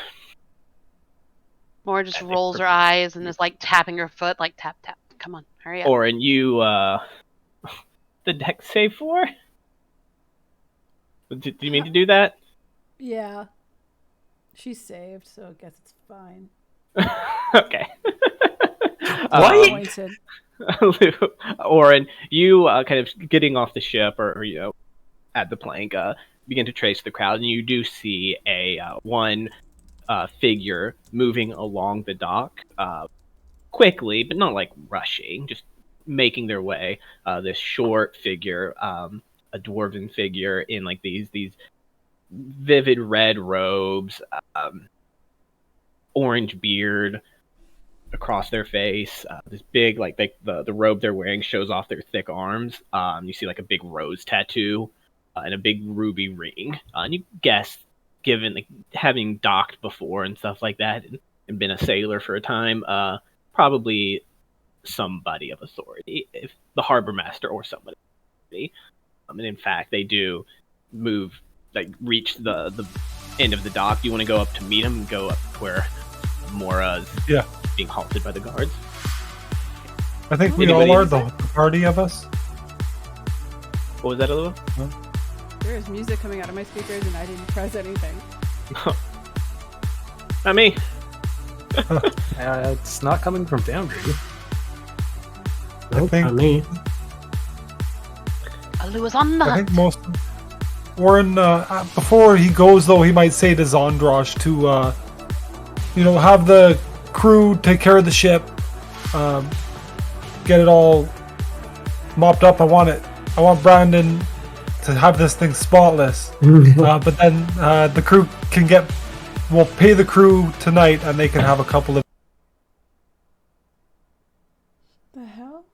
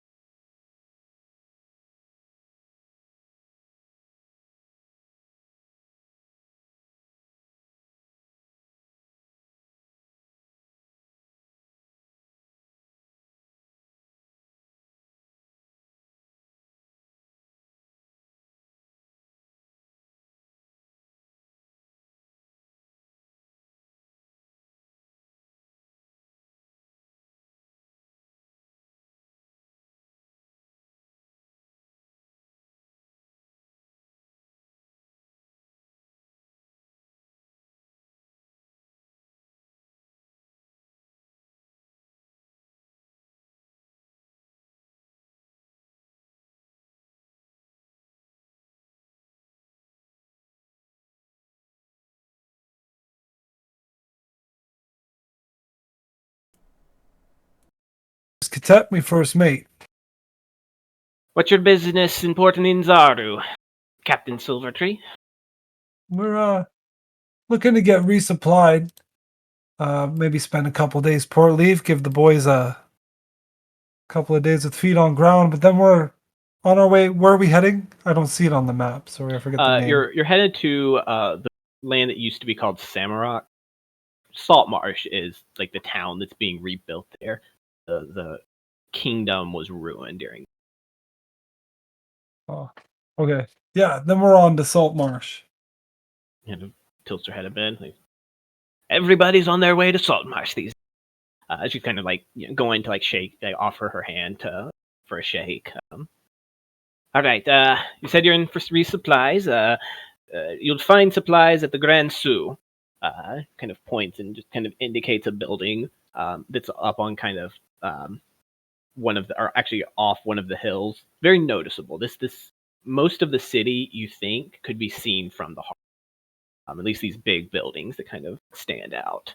She points to like this red, like clay-ish looking building with this like vivid green roof that has like different wings and stuff. Gorgeous looking building. That'll be where you want to find supplies. Keep a leash on your crew, Captain. We don't take kindly to ne'er-do-wells in the Ninzaru. You're a big fucking fella. She just tap.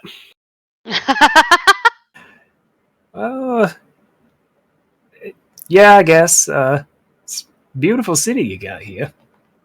Yes, it's mine. You've been in Port Ninzaru before, Captain, crew. Gorgeous. Says that back to you, Mora. In Dwarven, like called you Yeah, Dwarven. I just want to get off the damn dock. Can't even do the right Go voice. on then. Go on. She Yeah, kind of more waves like you back. off. Like, get me away from the water. Okay. You head off into the city, or Yep. you wait outside the dock? Okay. Mora's wandering off unless stopped. I have said it again, or said it before. I'll say it again. We can, I don't know. See, Orin might look to Alua and be like, I don't know, do you want to keep up with Mora?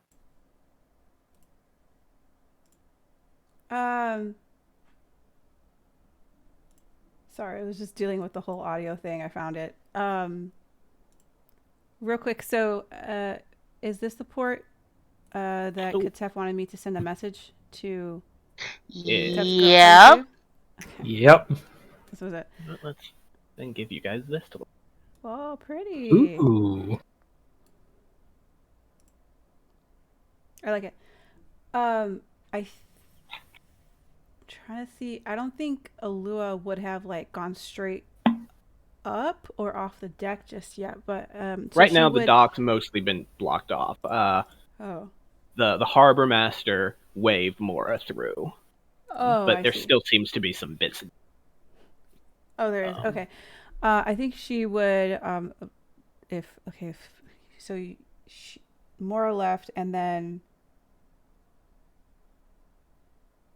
Orin went after her to talk. Okay, Nope. so then yeah, she would have kept an eye. Okay, yes. Sorry, was There are catching up. people riding dinosaurs. Orin did not. Orin didn't go after her. Orin like Orin just to offered talk. for Alua to go with Mora. Okay, no, I think it was. I thought because Alua would have been keeping a very close eye on her brother and to an extent Mora after the whole lady thing, snaky lady thing. Okay, so yeah, so she would. Probably in a rush to keep up with Mora, she would have just sent the most basic, boring ass message to We'll say that in the midst of your casting, if you're going to rush after Mora, the guards block you. They don't let you through. They gotta move and just be a minute. Oh, okay, so they don't let her through. So They let Mora through. Oh. Because the harbor master waved her through. Oh. You're proficient in insight, I believe. Probably a dwarf thing. Oh, yeah. She'll just come back. We shouldn't go around alone. Or is that cool here? One of the guards goes, "Nope." Yeah, Moore would kind of stop and look back then and... Alright. I'll be over here. And it's just essentially off the dock, off of Overwater. Sure, not further into the city. Alua is just, I guess, watching really closely, making sure that she's okay, and then looking at her brother, making sure he's okay. Meanwhile, in that conversation with the harbor master, Morris, she kind of pulls herself up short, briefly, and says, "Wait, the Quicksilver. You don't happen to you're meeting somebody here, some noble woman." Shit, what was the note? She's just kind of like snapping her thumb, trying to think of it. Orin looks a little Bella confused. Bronza? That was it. Right. The blonde woman. And forget my friggin' names here. Am I forgetting something? I think I am. Yeah. But it's okay. We keep Orin around to hit things.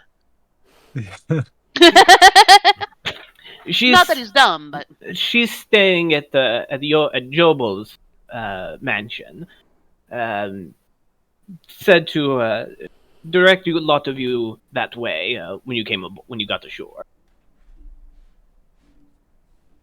But in the meantime, there's a docking fee. Of course, the docking tax to be paid. It's 10 gold a day, but 50 up front. As in, you stay for 6 days, you pay 10 more gold. You stay till tomorrow, we keep your 50. Right, I was about to say. This is Dwarven logic. robbery. It is actually fairly high. There's no docking fee in Waterdeep. Moore approves of this dwarven logic. Plus, if they're one of the only ports on this entire continent, they can probably do whatever they want. They are the I'd only like to speak major. to your manager. No, I don't. He doesn't say that. Can we get a discount? He just kind of like look. That won't be a problem, I hope. If it is, you'll have to plead your case before the prince. The prince? The princes. Make a history check real quick. Anybody who wants to kind of generally make a history check, do so. Nope, Moore, don't know nothing about this island in the middle of bumfuck nowhere. None of us do.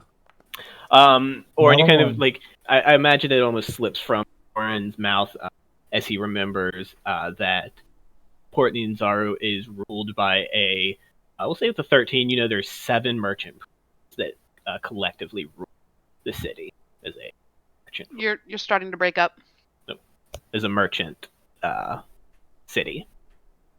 Okay. No, I mean, yeah. There's nowhere else to dock, so we have to pay. Yeah.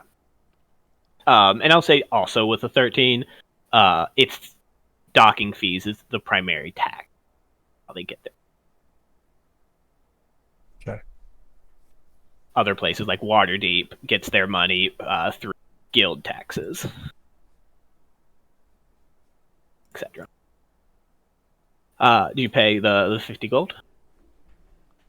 Yeah. Let me check something here.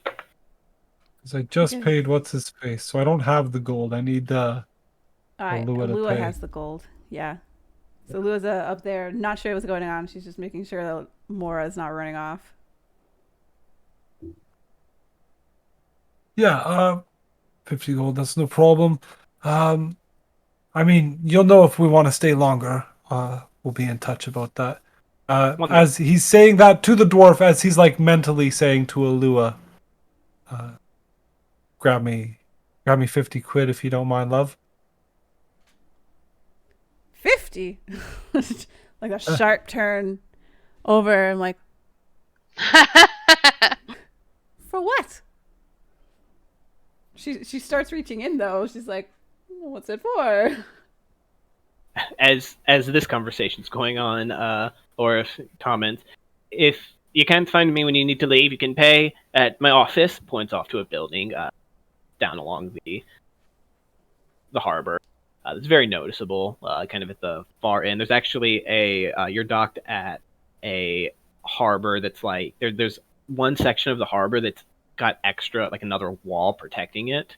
The office is kind of like right where that wall begins, like just visible on this side of the wall. Just Alright. don't be stupid and forget, for your sake. No problem. Okay. Well then Orin will amend to Zondrosh. We have ship leaves in 5 days, so the crew can go do their shit in the city. And if they get in trouble, they'll be. We're not gonna bail. We're not bailing. Well, We'll beat the shit out of them, then we'll hand them over to the other people to beat the shit out of them. I think while we're standing there, just to like, I don't know, shits and giggles, Alua will tell the story. Oh, hey, did you see that dragon turtle the other day? It was just, yeah, it's like it totally took out that one ship. The Guardian. You saw the Guardian? Or his head kind of snaps back. And she'll describe it in vivid detail, like, oh, the color and the beautiful eyes and the gaping maw that just one-shotted this in half and then ate everything. It was, yeah, we gave him some money. It was quite helpful. Is this a usual course? Is this normal? The princes pay her for protection of the bay and to keep pirates out of it. Must have been somewhat desperate to chase you in, but fuck them. I think it's at this point Mora raises her voice going, are we leaving or not? Well, in the second love, I kind of, Orif calls back. Yeah, she comments though first. Of course, I do need to inspect the ship. Do you have cargo? You said you're on your way to around the other side of the bend, but I mean, just need to look around, make sure they're not doing anything creepy. Some supplies. I'll go with you to check the ship. You don't mind to let my sister go with Mora? Maybe Katep too. You gonna go meet Sabra? Make a persuasion check. I'll give you advantage. I was about to say, why is he always making the ones with 8 charisma make the persuasion check? Just like because they talk up. Not bad. It's like kind of gives them a note. Sure. Like I said, that the Bella Brunto woman said she was left a message that you should meet her at Jabal's palace. She whistles, indicates some of the guards who kind of, before a few other guards have arrived, just to keep an eye on things. 2 of them come up and like, sure, we'll take a look. Look below deck. And she kind of just goes off. She's just, gonna open a few lids, just be like, make sure it's like spot checking that you're not bringing drugs or smuggling shit on, sort of. There's no trouble. The inspection. What would the group like to do? That we'll say, yeah, some people can move into the city if they want to, or you can wait at the dockside for the inspection to conclude. I guess Alua's going with Mora. Is that where we're in Katep? Mora just once away from the water. We're going to Jahards. Yeah, Jared. I guess Katep would Jabal. Ask around for how you actually get to this Jabal's palace, because he's never been here before. Who are you asking? Do you want to try to try to find like a local? Like if there's a guard that isn't in the middle of the inspection process, he might just ask for directions. Make a persuasion check. Sure. Guards don't necessarily aren't the most friendly. You can kind of at a quick look over, these guards aren't as attentive as maybe the Waterdeep guards are. Jeebus, bud. There's just like a sterling reputation. These ones seem a little bit bored, kind of eye you up and down, look back to the ship where the harbor master disappeared, and like, oh, you said Jobal, you said, kind of weigh the word over and just like you can almost see them like weighing like actually giving a fuck and helping versus maybe getting told that they weren't helpful. His name seems to hold some merit. Right. We'll check where is. And between this interaction, Alua's is looking over at Mora and be like, he keeps calling you love. I think he likes you. And that's it. You would know that this is a female dwarf. I was about to say, yeah, that's a lady, not a he. I revised my he/she statement. They. Yeah, Mora's like, something tells me she's more just being friendly. Katet, the guard, lifts a hand to point towards one of these. Several of these hills. There's 4 prominent city that like walls and buildings are built up the side of, and each is capped by like one spectacular building. One has that building with a golden dome across it. You see another one has another domed thing, but there's like the impression of an eye almost staring upwards at the sky, which, if you're looking, you recognize the symbol as the symbol of Savras, the god of wizardry. Oh yeah, definitely. One is just like this big like coliseum, more or less, with like the arches and such. But they point off to a bridge that connects some of these hills, and one of these bridges moves off and kind of down and actually arches over that big red building, the Grand Sioux, that you were told to go to resupply and such. Yubal's manor is up there. He's welcoming of people, more so than most of the other princes. Be on your best behavior. And be careful. I don't think there's anything planned for the day, but keep your head on a swivel. I'll do that. Thank you. Katep says, very confused as to what might go on here that would require so much attentiveness, but... Gorby, real quick, roll a d4. Uh-oh. Are there Okay. dinosaurs? Oh, sorry, I muted. A D4, you said? D4. Just roll a d4. Make a perception check.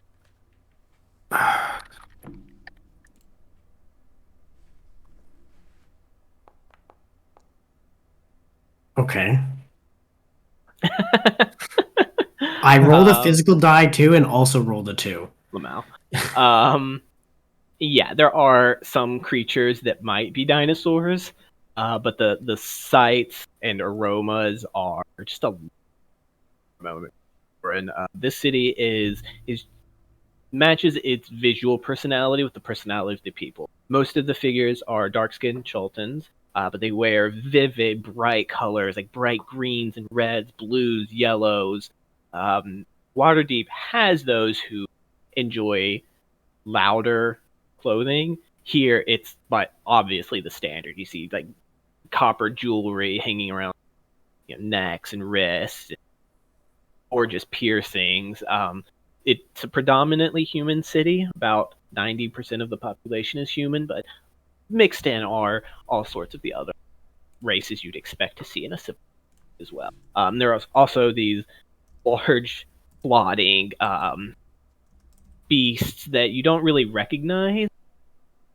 They're got these like weirdly necks, but they're being used to like pull carts around here at the docks. They look like weird cows, most like dwarfed cows, and they're not very impressive. That's kind of at a glance the only odd creatures you see at the moment. All right. Right. Okay, so Is that what the 2 rolled, or is it 2 something else? Okay. I'll be honest with you, as much as I want to go up there and see your contact, I'm not certain we should be going without everyone. Yeah, Bit of a trek. I may want to wait till Oren's done with the ship inspection and see if Sven wants to come along. He seems to notice a lot. Not a bad idea. Does, You go ahead, Ellie. did you describe what the building and the surrounding area looked like, or they were just checking for dinosaurs? Sorry, what building were you looking for? What I do to dinosaurs. No, did you describe the building of Jeb? Jobal, you pointing across the one of the bridges. It's just like a walled manor.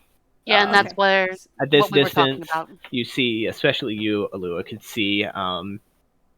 It is like a walled manor on top of like a small rise, not a hill per se, but kind of more towards the edge of the city along the outer wall. Like this 2-story villa.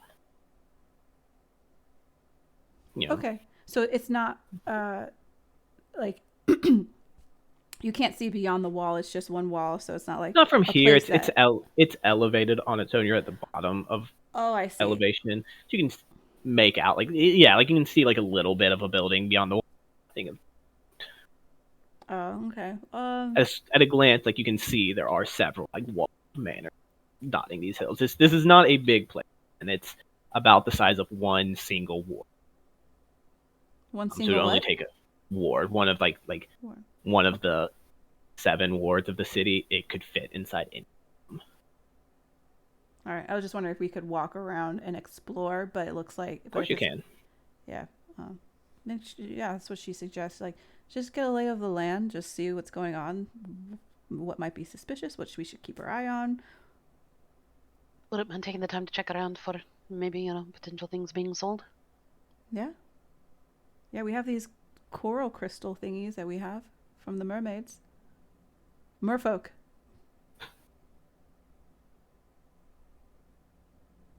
Yep, I guess we'll go explore. Okay. Are you guys looking for? You're looking like for shops? Bazaar, yep. Now you were pointed towards the Grand Sioux, where trade of at least resupplies happens. Mora's looking for magic.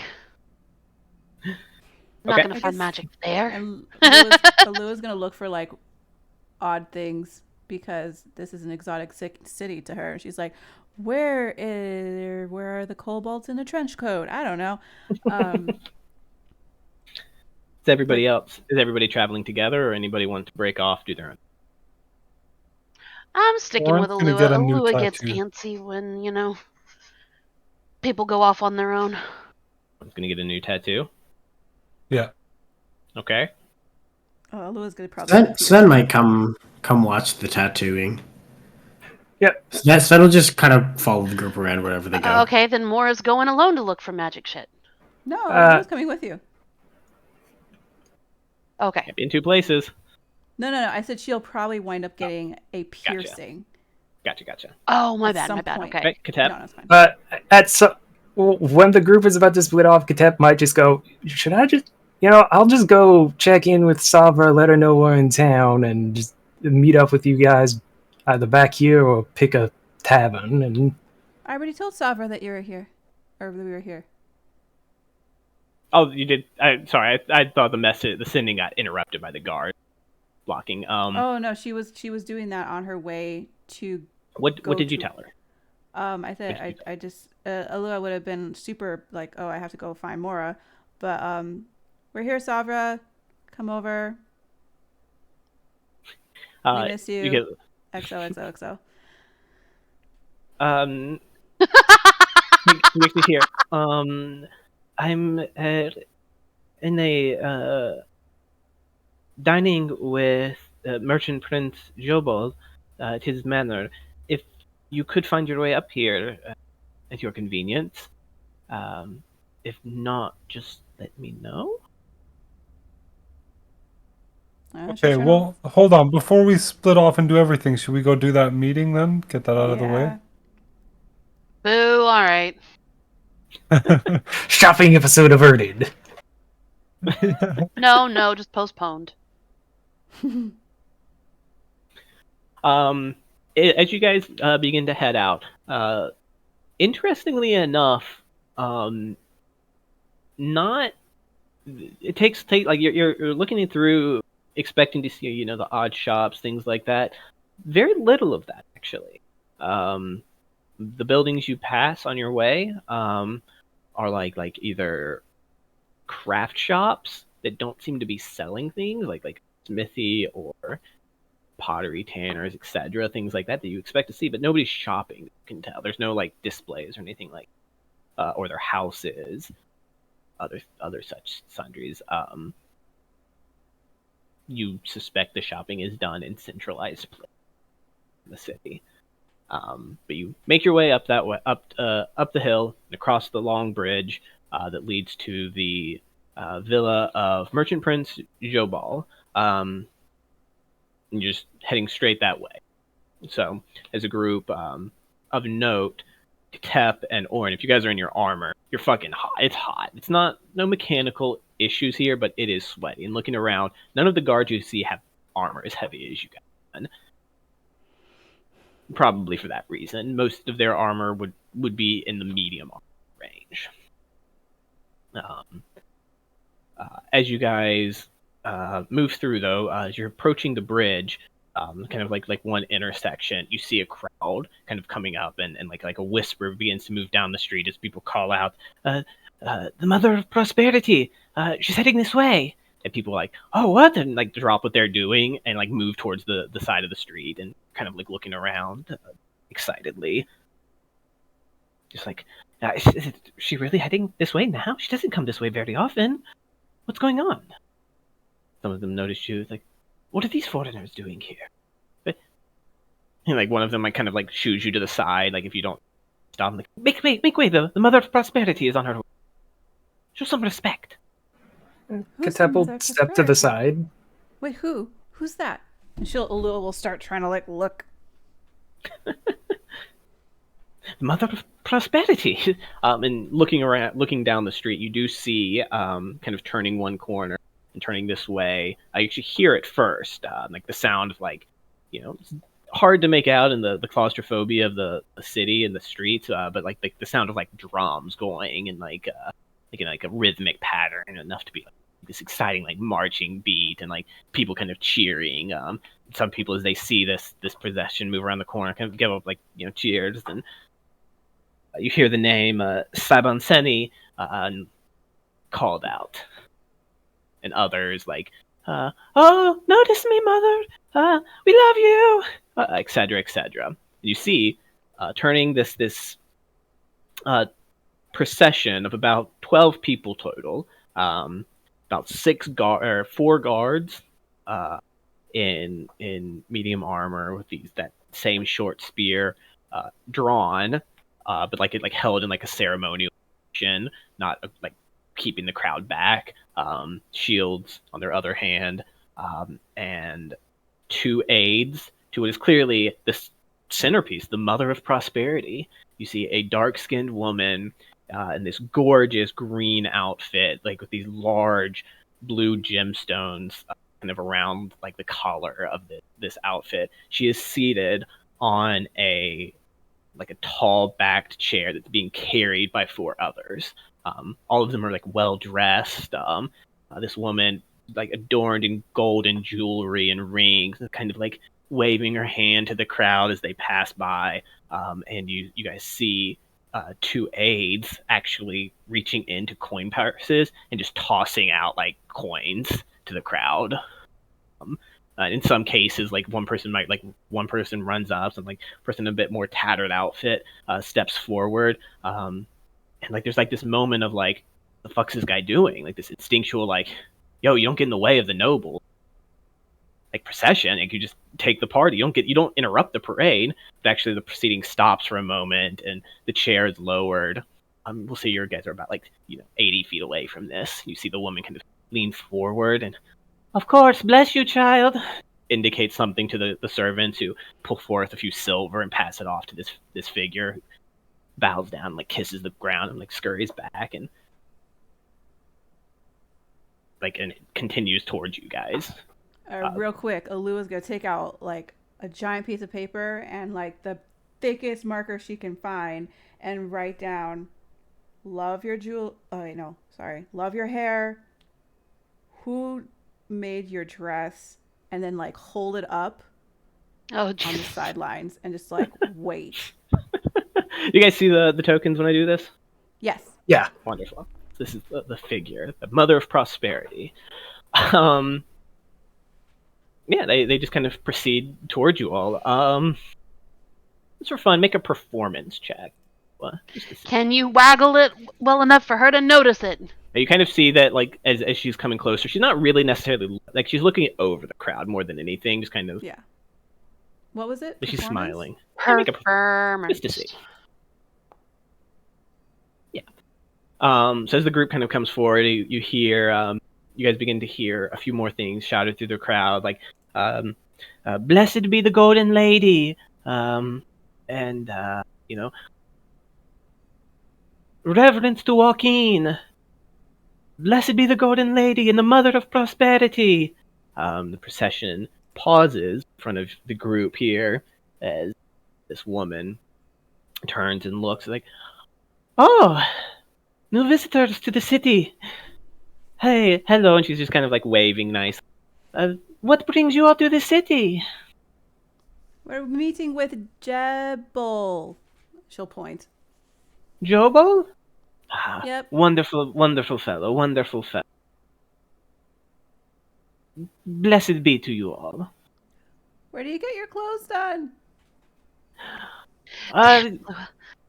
If you're looking for new attire, I'm afraid you have to go shopping at the bazaar. Oh. It's our time.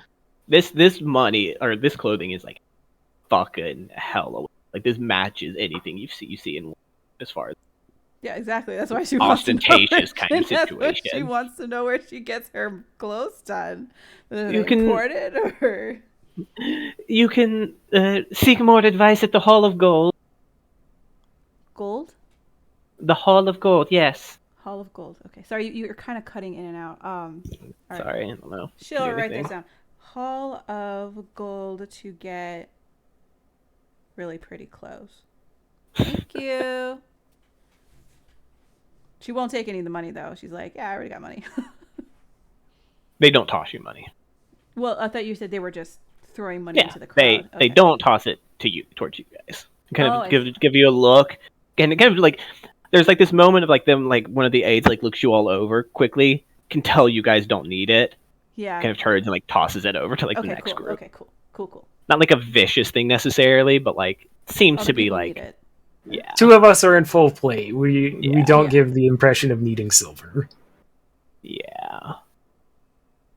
There's one intro voice.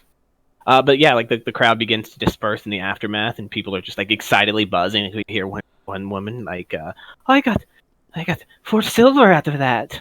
And it's like, "I only got 9 copper," and she's like, "Oh, here you go." Passes one off to the fellow.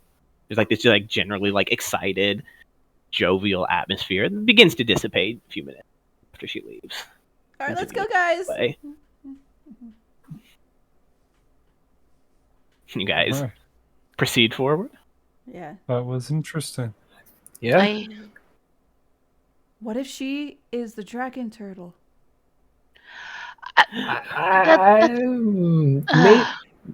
Maybe let's Any- not go starting rumors about powerful figures in a city we just entered.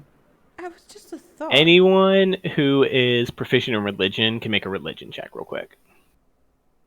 Sure. Not bad. I am so proficient in religion. Hey, why do I roll good on these? You know Good that thing. the name, both of you certainly recognize the title, the Golden Lady, and the name Joaquin, who is the goddess of like good, rather the goddess of like wealth and commerce and trade, that sort of thing. Like the patron god of trade seems to be associated with this woman, the mother of prosperity. Gotcha.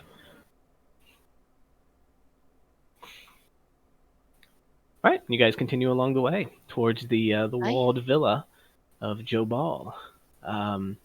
Approaching the entryway, you see like an iron fence gates, or like an iron fence gate around the stone walls. It's like this like chalky or limestone looking stone. Getting closer, you can see that the tops of this wall are actually lined with like decorative shards of glass that like glitter brightly in like different colors, but also look fucking painful as shit if you try to scurry over them. Kind of matches the same decor. Even these walls are painted with like, figures and animal like aspects and things like that, as every surface of the city is. Behind the wall, you can see this like 2 or 3 story building, like 2.5 story, with like this like large domes that seems to be favored by certain parts of this architecture. The architecture seems to be meeting 2 different like styles. There's like these domed, elegant looking things. There's also these like tall, blocky ziggurat style buildings. Though most of those are like further away from this rich part of the city, even beyond the walls. You can see 2 large ones looming up over the city, not too far away.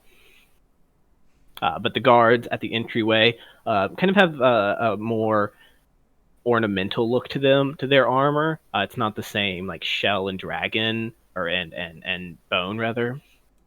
At the harbor, these ones are in like stylized leathers with metal breastplates.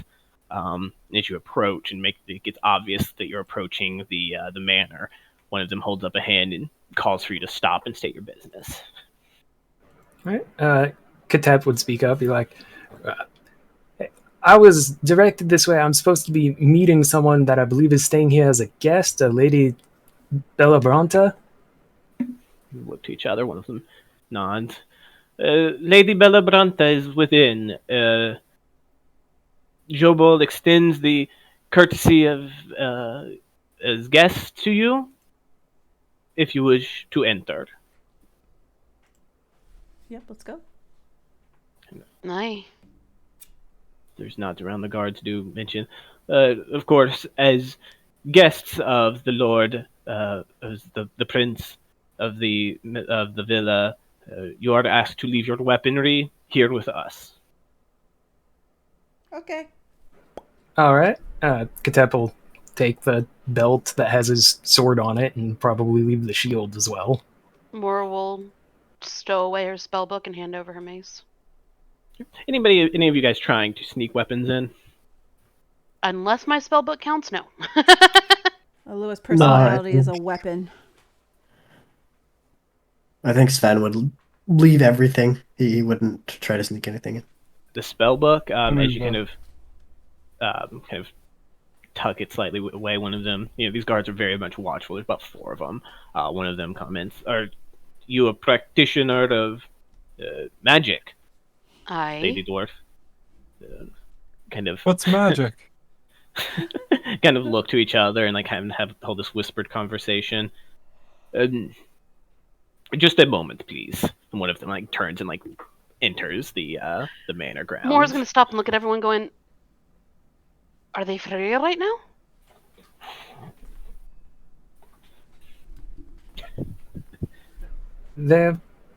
They're probably just trying to be careful, but we'll see if we can. I know the book means a lot to you. We'll see what we can do. Maybe I could put We it have in to the fight bag our of way hol- back to the docks. I could also put it in the bag of holding, and they won't ever know that it's not there. As Orin's putting his hammer into his bag of holding, huh? The guards No, they've notice already that. seen her book. Yeah. I mean, Or are you actually trying to? No. Okay, making sure. He would like mention to them, right, like he's getting it back. It has sentimental value. Of course. hammer. It's just common procedure. I'm sure you understand. And like most merchants, like nobles of Waterdeep, would kind of have the same rule for strangers, even guests. Don't want to invite the party into your home and then be like, "Oh God, they're super armed and armored, my children." Why did no one take the 37 swords he had strapped to his back? Yeah, like they're being professional. There's no like hostility that you catch from them. A few moments later, though, like a few minutes later, rather, the guard returns, and they kind of look embarrassed a little bit. Like, they don't seem to really know how to handle you, Mora. One of them kind of, do you swear that, did Wakanga Tamu send you? Do you have any working with him? I'm sorry, you want to say that name again? What, is that a no? Aye, that's a no. Kind of, mutter to each other. Just none of that magic business inside, please. They kind of like wave their hand vaguely, like sure how to address it. You just pointed at all of me. Or to like point his helmet at Mora, because he always carries it like he would a football helmet, right? He points it, he's like, yeah, none of that magic shit. But then as he takes his hand away, the helmet just floats there. And then he walks away, and the helmet like turns to look at him, realizes he's being left behind, and flies over to catch up. The guards who see this, like, just become a buzz, and they speak to each other rapidly, and it's a language that you guys don't understand, but you could probably guess is like a native language. Largely, Common has taken over any indigenous languages, but Chult still has their own, the language that's spoken on the island. Obviously, they speak and understand Common just fine. They just kind of talk quickly and like watch like one of them like pulls their spear like a bit aggressively forward. They are having none of this fucking magic bullshit. Eventually, like one of them says, we'll just we're going to walk with you. Like it indicates one of the other guards. Lewis did what Oren did. She's going to like really silently cast prestidigitation to make it sound like one of the guards farted. Make a sleight of hand check. And Mora, I think at this point, is just kind of offhandedly saying to the group, I'm not certain what it's like to be the one that they're most afraid of. It's fucking weird. Get used to it. Your magic's only getting stronger. You're like, Agolo! Sorry, it wasn't me. Don't seem to notice. They can just seem like, they're definitely like you're like this is borderline cruel at this point to these guards who are clearly like fuck magic. Stress farting. Yeah. So the two guards will escort you guys in. Well, okay. When they're walking with us, Oren will like his body language would show like he intended it as a joke. He would turn to them with a smile and maybe like, a bit of that camaraderie. Be like, "Come on, guys, let's go chat. Come on for a drink on me." Make a charisma check. You one-eyed grizzly soldier. Yeah. Grizzly soldier with the floating helmet. Where? Oops.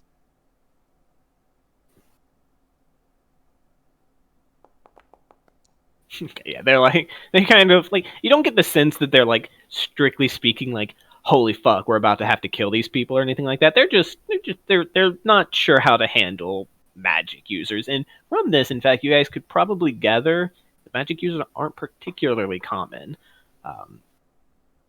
in the city, really.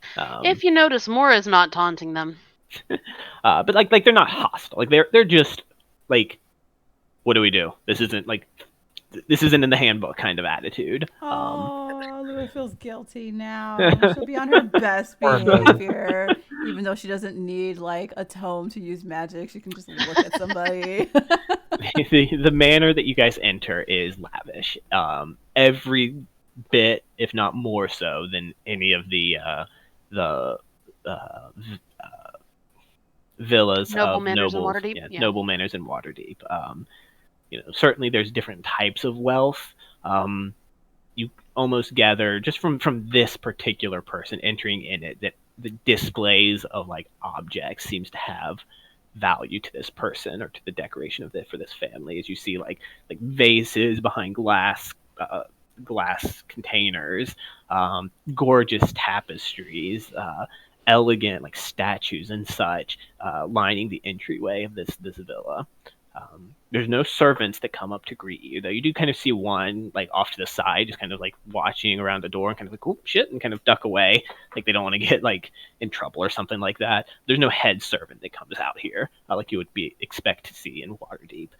The guards move in and say, comment, Jobal is in the gardens right now and is eager to meet all of you.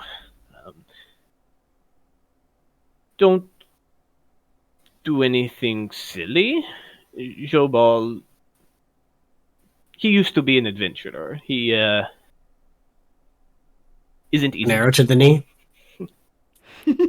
he he isn't easy to fool. You guys are led through the villa to a back door to a small walled-in garden with like these like nice this fountain in it. These lush green plants, bright flowers. The fountain actually spins slowly, kind of like the kind of shoots out little jets of water in different directions. Remarkably modern, all things being what they are. And seated in this garden, you do recognize Savra Bellabranta as one figure who is kind of like in the process of standing as she notices your all's entryway. Savra is not in her plate mail. She has actually adopted armor that somewhat mirrors that of the guards, though her garb underneath that armor is distinctly Waterdavian and northern. She doesn't have her greatsword either. She's also carrying the short spear and the shield that are seemingly the iconic weapons of the region, or at least of the city. It's a spear that looks poorly weighted for like long distance throwing, but like shorter and stockier with like a more aggressive point to it. Her hair is kind of just tied back. You don't see any griffin with her, and there's certainly not one in the garden. And the figure who you would presume to be Jobal stays seated. He's this dark-haired fellow, Joltean fellow, dark skin with several like scars across his face that have long since healed. Bit of his beard is turning gray in places. But he offers like a wide smile and says, the long-awaited heroes from Waterdeep, enter. Come, make yourselves comfortable and introduce yourselves to me. Lua walks forward, strides, not like flaunty, just goes in. Hello, sir. What's his name? Jobal. Jobala or Jobal? Jobala. Jobal. I was terrified she was going to say gerbil. Joe Mama. I like Joe Bala. Jobal. Byron. Sorry, it's just like, to me, I can't. Okay. She'll introduce herself and ask, is there a proper way to greet your... It's too late at night, guys. I'm sorry. You're fine. He kind of simply courtesies. We're not barbarians here in Port Zaru. Please, have a seat. There's several chairs around, and understand that you're my guest for the days that you will stay here. I understand you're traveling on, but we have the far more comfortable beds and food, better food than you could find elsewhere in the city. You can stay here as my guest, as friends of the Order of the Gauntlet. Kind of gestures to Savra. Does Sven know anything about the Order of the Gauntlet? Absolutely. The Order of the Gauntlet is known all across Farron. Monster hunters, anti-undead kind of, like, anti-evil organization. Okay.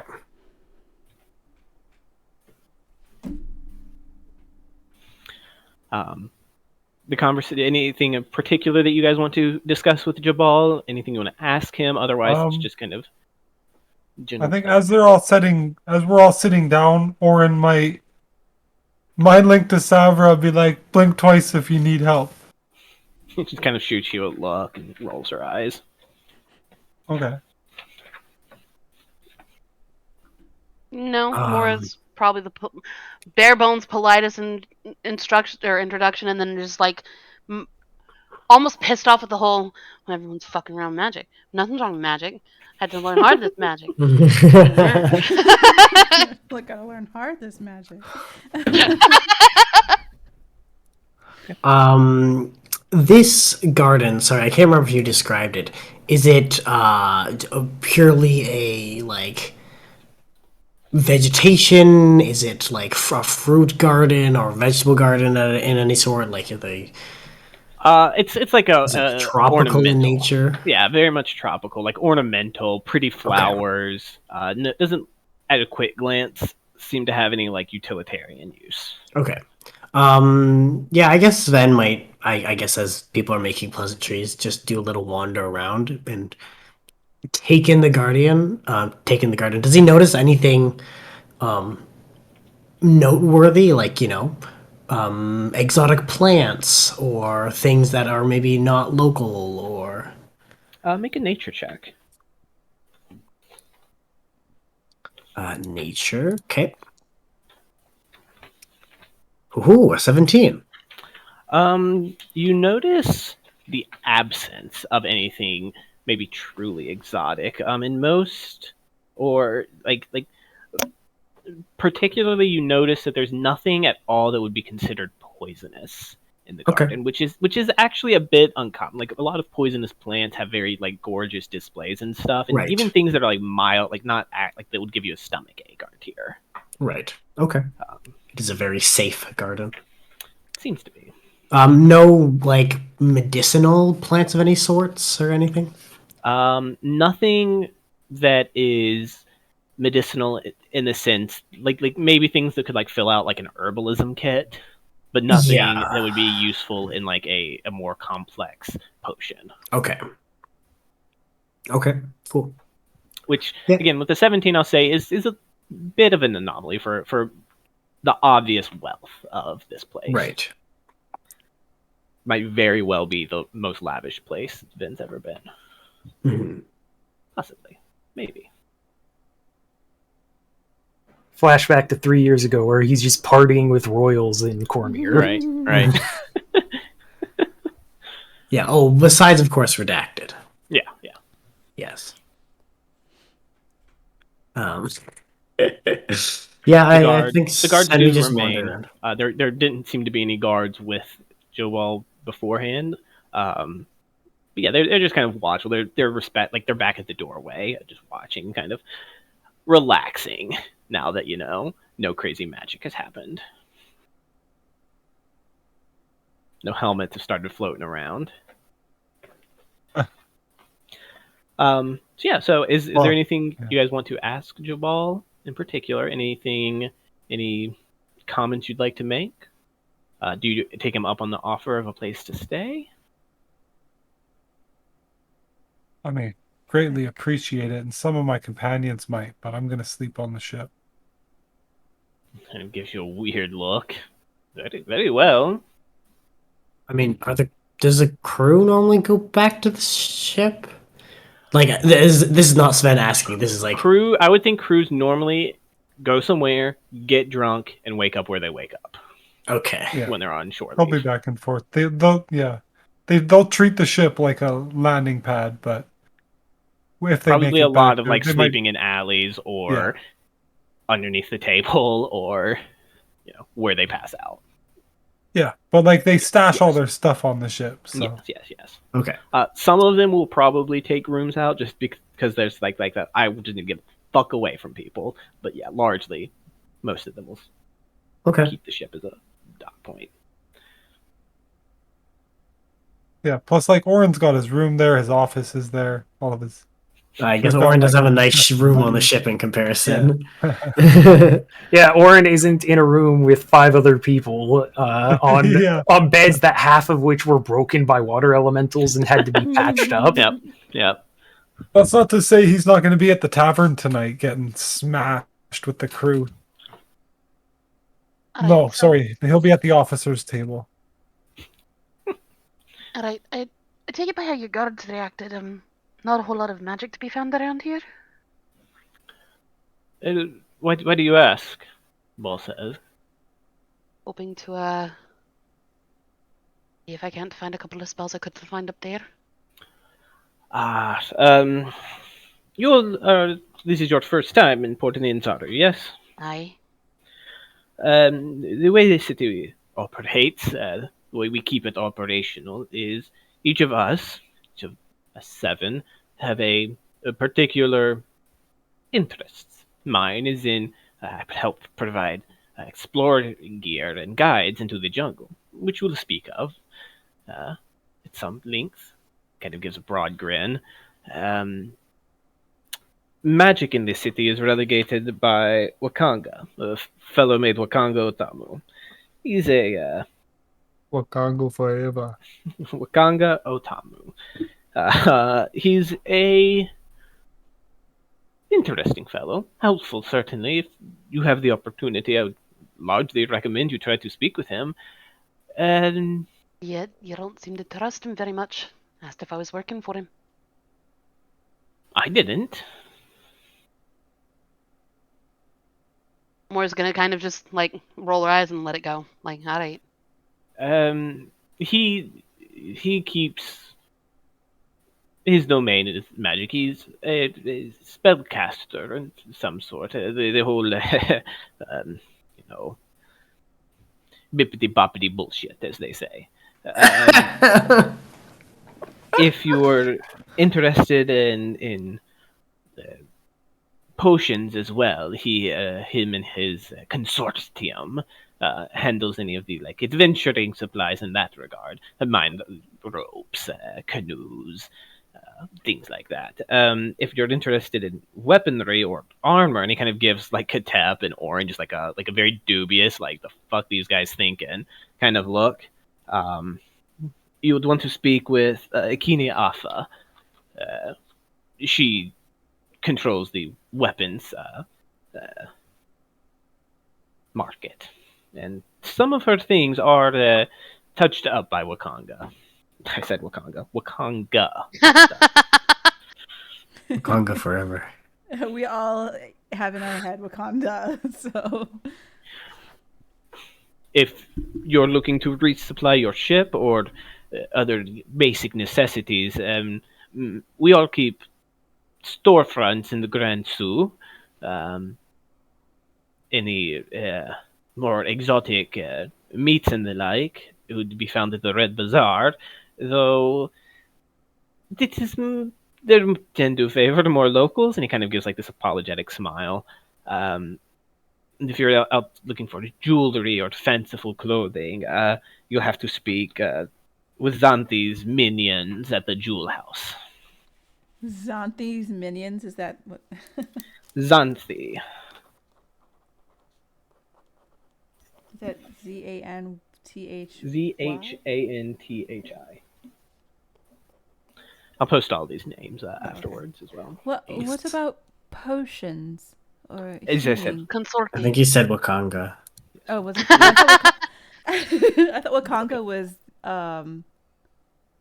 the other person who did. You're not getting rid of that name now. It's Wakanga. No, magic it is. potions. It is Wakanga. It is Wakanga. It is Yes, Wakanga. it's not Wakanda. Yeah, Wakanga. Magics and potions. Any sort of magicry seems to come from him.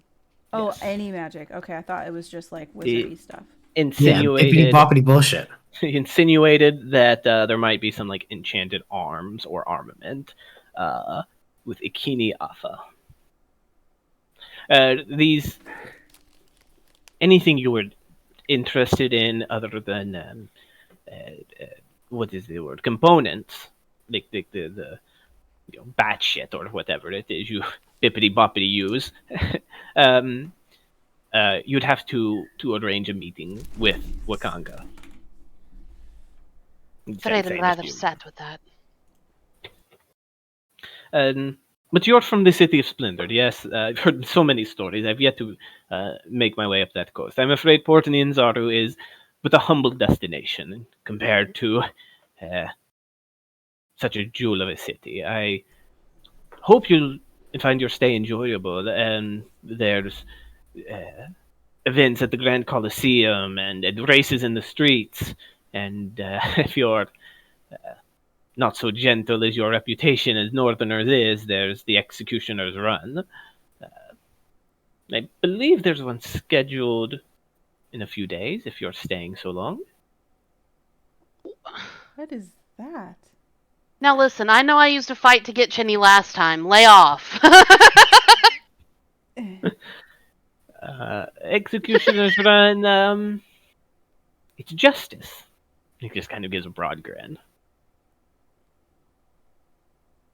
It sounds deadly. Has Katep heard Really rumors about impressive. this in his It's a history travels? check. Too many people travel to Chalt. It's a pretty high DC, but You said history check? sure. That's a no. I wanted to. Yeah. Oh, yeah. More. You're like, oh. So it's not just rumors. Executioner's Run. Stories are pretty well documented. You've read, firsthand accounts of people witnessing the spectacle of the Choltian guards, the official guards of Chult, releasing their prisoners at one end of a long trench, telling them that if they can reach the vine ladders on the other side and climb out of the pit, they are free. Their crimes are forgiven. They just have to get past all the dinosaurs that haven't been fed in 2 weeks between them. Oh. And people do make it out, and they become local legends. With that higher roll, the account you read from one a figure known as Volothamp G'narm, who was in the city a few years ago. Are you for real? Swears that he spoke to several individuals who say that they commit crimes so that they get the opportunity to run again. Those people are infrequent. The success rate isn't that high. I would say then whenever he mentions that and says justice, Moore's just staring at him like, that's a real thing. You. All right. You don't have to go. No, Some people choose not to. Many people won't. Many people do find the practice barbaric, and certainly there's some element, but I don't know, reminds us of who we are. Choltans. And I wouldn't mind seeing a dinosaur or two, but other than that. I'd love to see a dinosaur. Savra interjects. She's been mostly quiet, just kind of soaking things in, letting you guys speak, rarely interjecting. She does mention, could take you to the dinosaur pens outside the city, if you like. Probably not today, it's getting a bit late. But on that topic, I've actually been discussing with Jobal here the best way to handle Ifan Talroa. He controls the trade of such creatures, really any creatures here in Port Ninzaru. As he said, the merchants, the princes have their own domain. Ifan, rather. I mean, he's a bastard. Jabal's like, yeah, he's a fucking bastard. Takes a drink of his, big swig of his drink, rolls his eyes. Ifan, doesn't look favorably, shall we say, upon the Order of the Gauntlet. I wasn't able to bring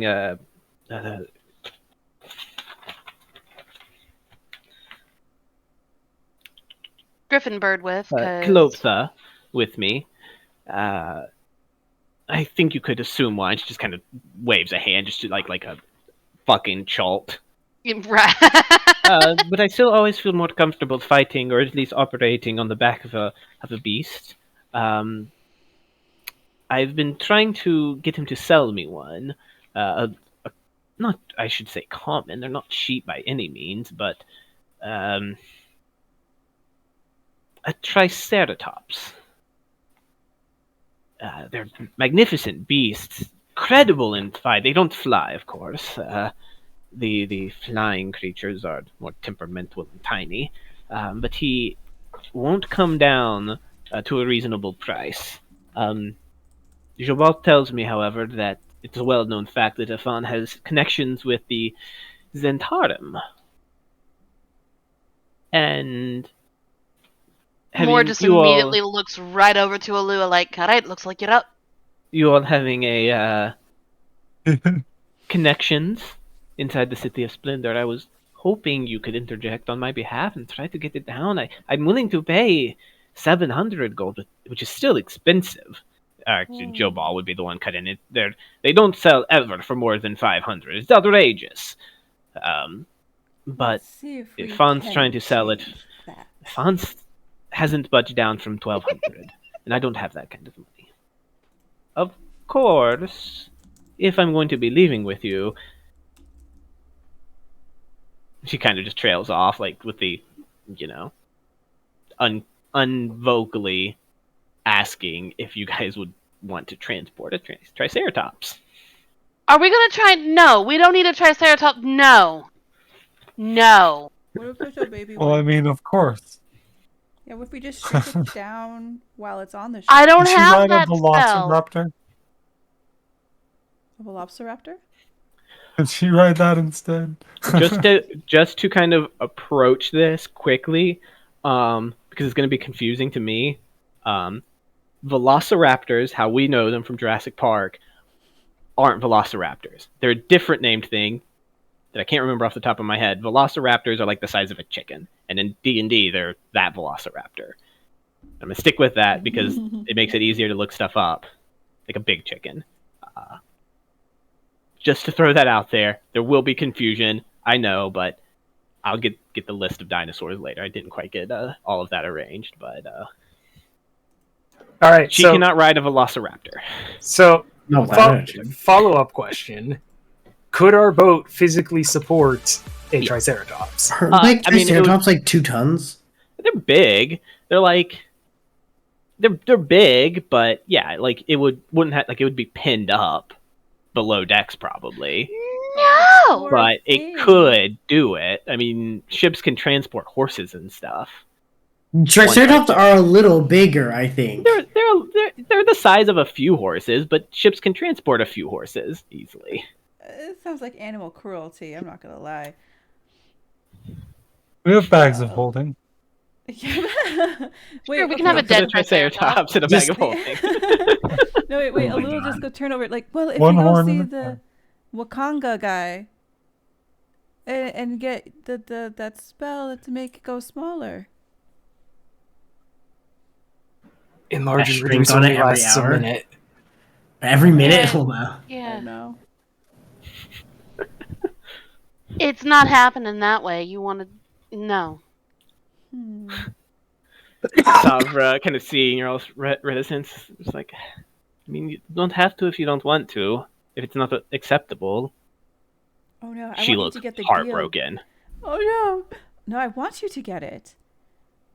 Yeah, I'm she's just looking not at sure like how more. we can try to transport it. Is there a spell that can make things larger on the inside than it does on the outside for a prolonged period of time? Jobal just gives a laugh. I said, people transport dinosaurs aplenty. They're very docile in the right circumstances. But in a small, contained space? That is part of the proper circumstances at times, yes. They're dangerous creatures, but they're still just beasts. Like, just a particularly vicious mule. And just like out of character, it wouldn't be any different than horses being transported on a ship. They might not enjoy it, but it's not going to cause them like physical harm. Yeah. Right, and all Moore is saying is, I don't do animals that aren't my little fey rat. And I don't want to get on a boat God, it's so pretty. that can sink. I'm just glad I have water breathing. That's all I'm gonna say. Barbara does Or is interject. I terrified. mean, if we weren't even able to arrange it, of course I would be the one handling the creature. I'd have to work to bond it and train it to, etc. That's what I do. Well, let's go take a look at it tomorrow. Hopefully, yes. I will make an effort to get Ifan's attention.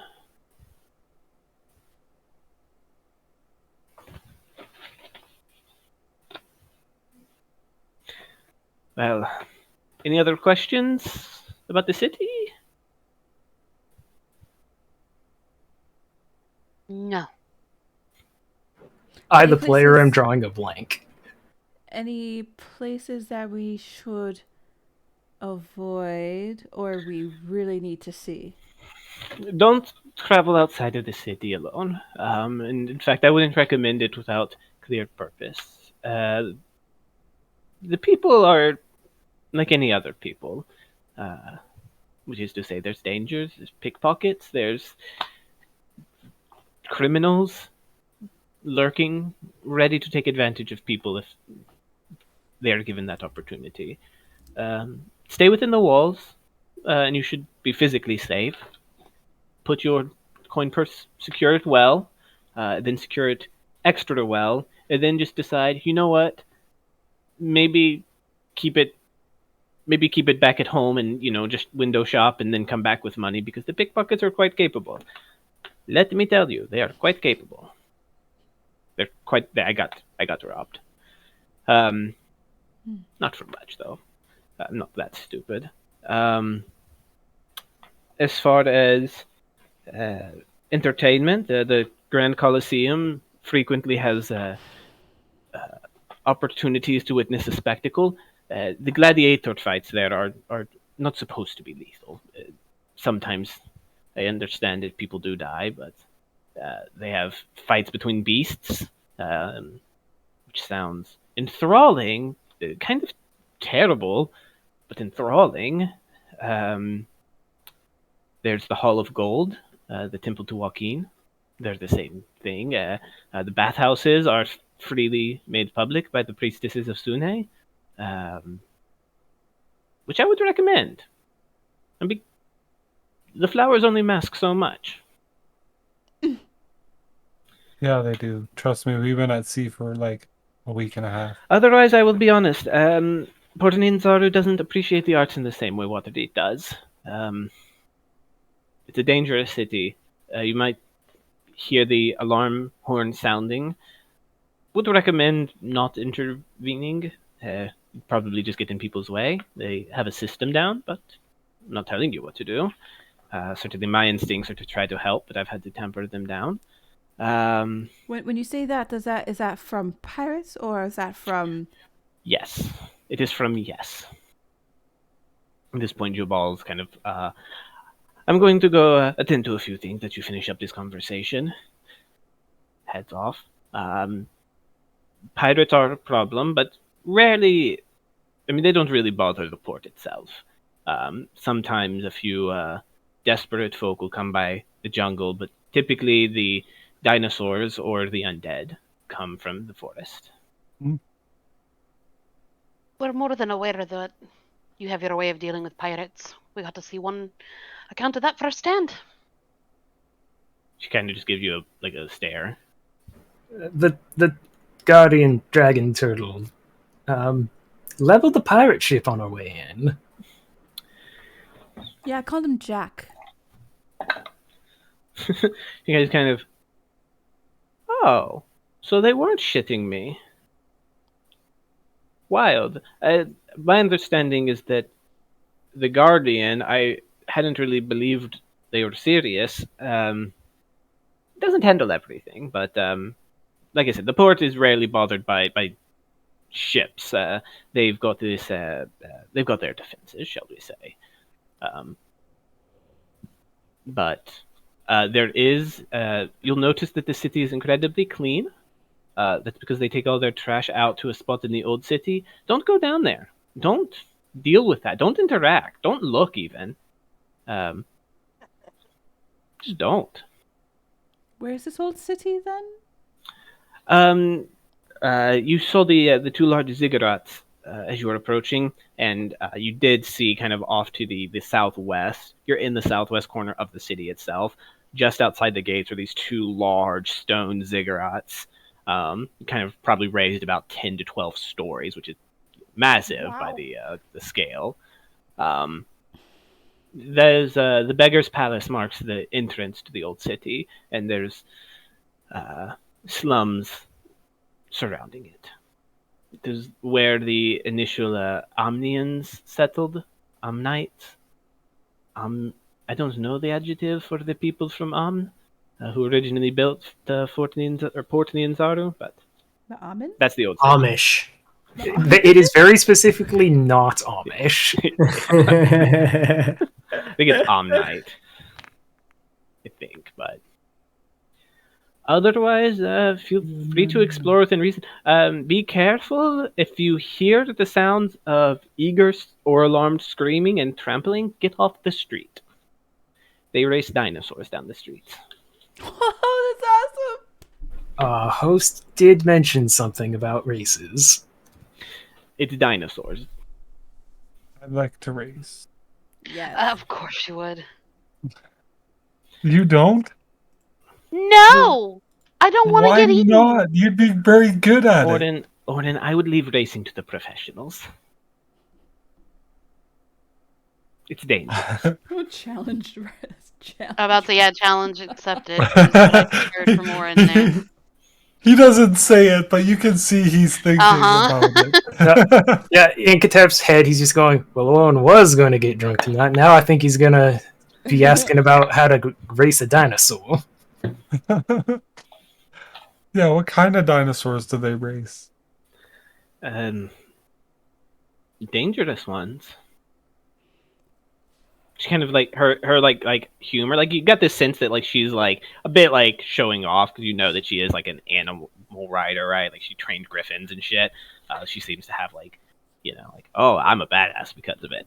Her face kind of drops as you ask questions. She's like, no, seriously, Orden, don't do it. They're very dangerous. Think like fuck, Bonebeak. Is that his name? I can't remember off the top of my head. Bone Snapper? Think Bone Snapper, but like bigger and more aggressive and more prone to enraging at the smell of blood. Don't do it. Well, that's perfect because like I never became a Griffin rider because I was like, they're too weak and tiny. I understand. When we go to, he's not coming to visit Ifin with us. We are not putting him anywhere near dinosaurs. Like looking at you, Halua. No, of course not. Not at all. And I'm like she's mind linking to her brother and being like, okay, so if you find a pink one, what color are you looking at? Jesus. I don't need a Triceratops. Point taken. You know what? When are we leaving? 6 after days. We get your... Oh, sorry. 5 days. 5 days, yeah. And after we find your Triceratops, of course. Yeah. Don't try to get on the back of a dinosaur, Orden. Well, you'll be there. I'll be with a qualified professional. You won't be with me because I will fucking deck you the moment you try. Well, let me put it this way. If I'm going to buy you a Triceratops, you have to race it. You're not going to buy me a Triceratops. You're going to drop the name of your friends and see if that doesn't scare or convince him to just lower the price a little bit so that I buy myself a Triceratops. Oh, but like, I could afford 1,200. Well, aren't you fucking rich? And she grins. Yeah. 1,200 is a ripoff. Ifan is a terrible human being. I'm not paying him that much for Right. like that. I'll take my chances in Saltmarsh. Are we heading, like, are we like bantering as we head out of the palace? She's staying there. Oh, she's staying there. Okay. And rooms were offered to any of you guys who wanted them. I think Alua wants to take a shower, bath, and like soak out and get some nicer clothes, and then not leave her brother alone on a ship, though. All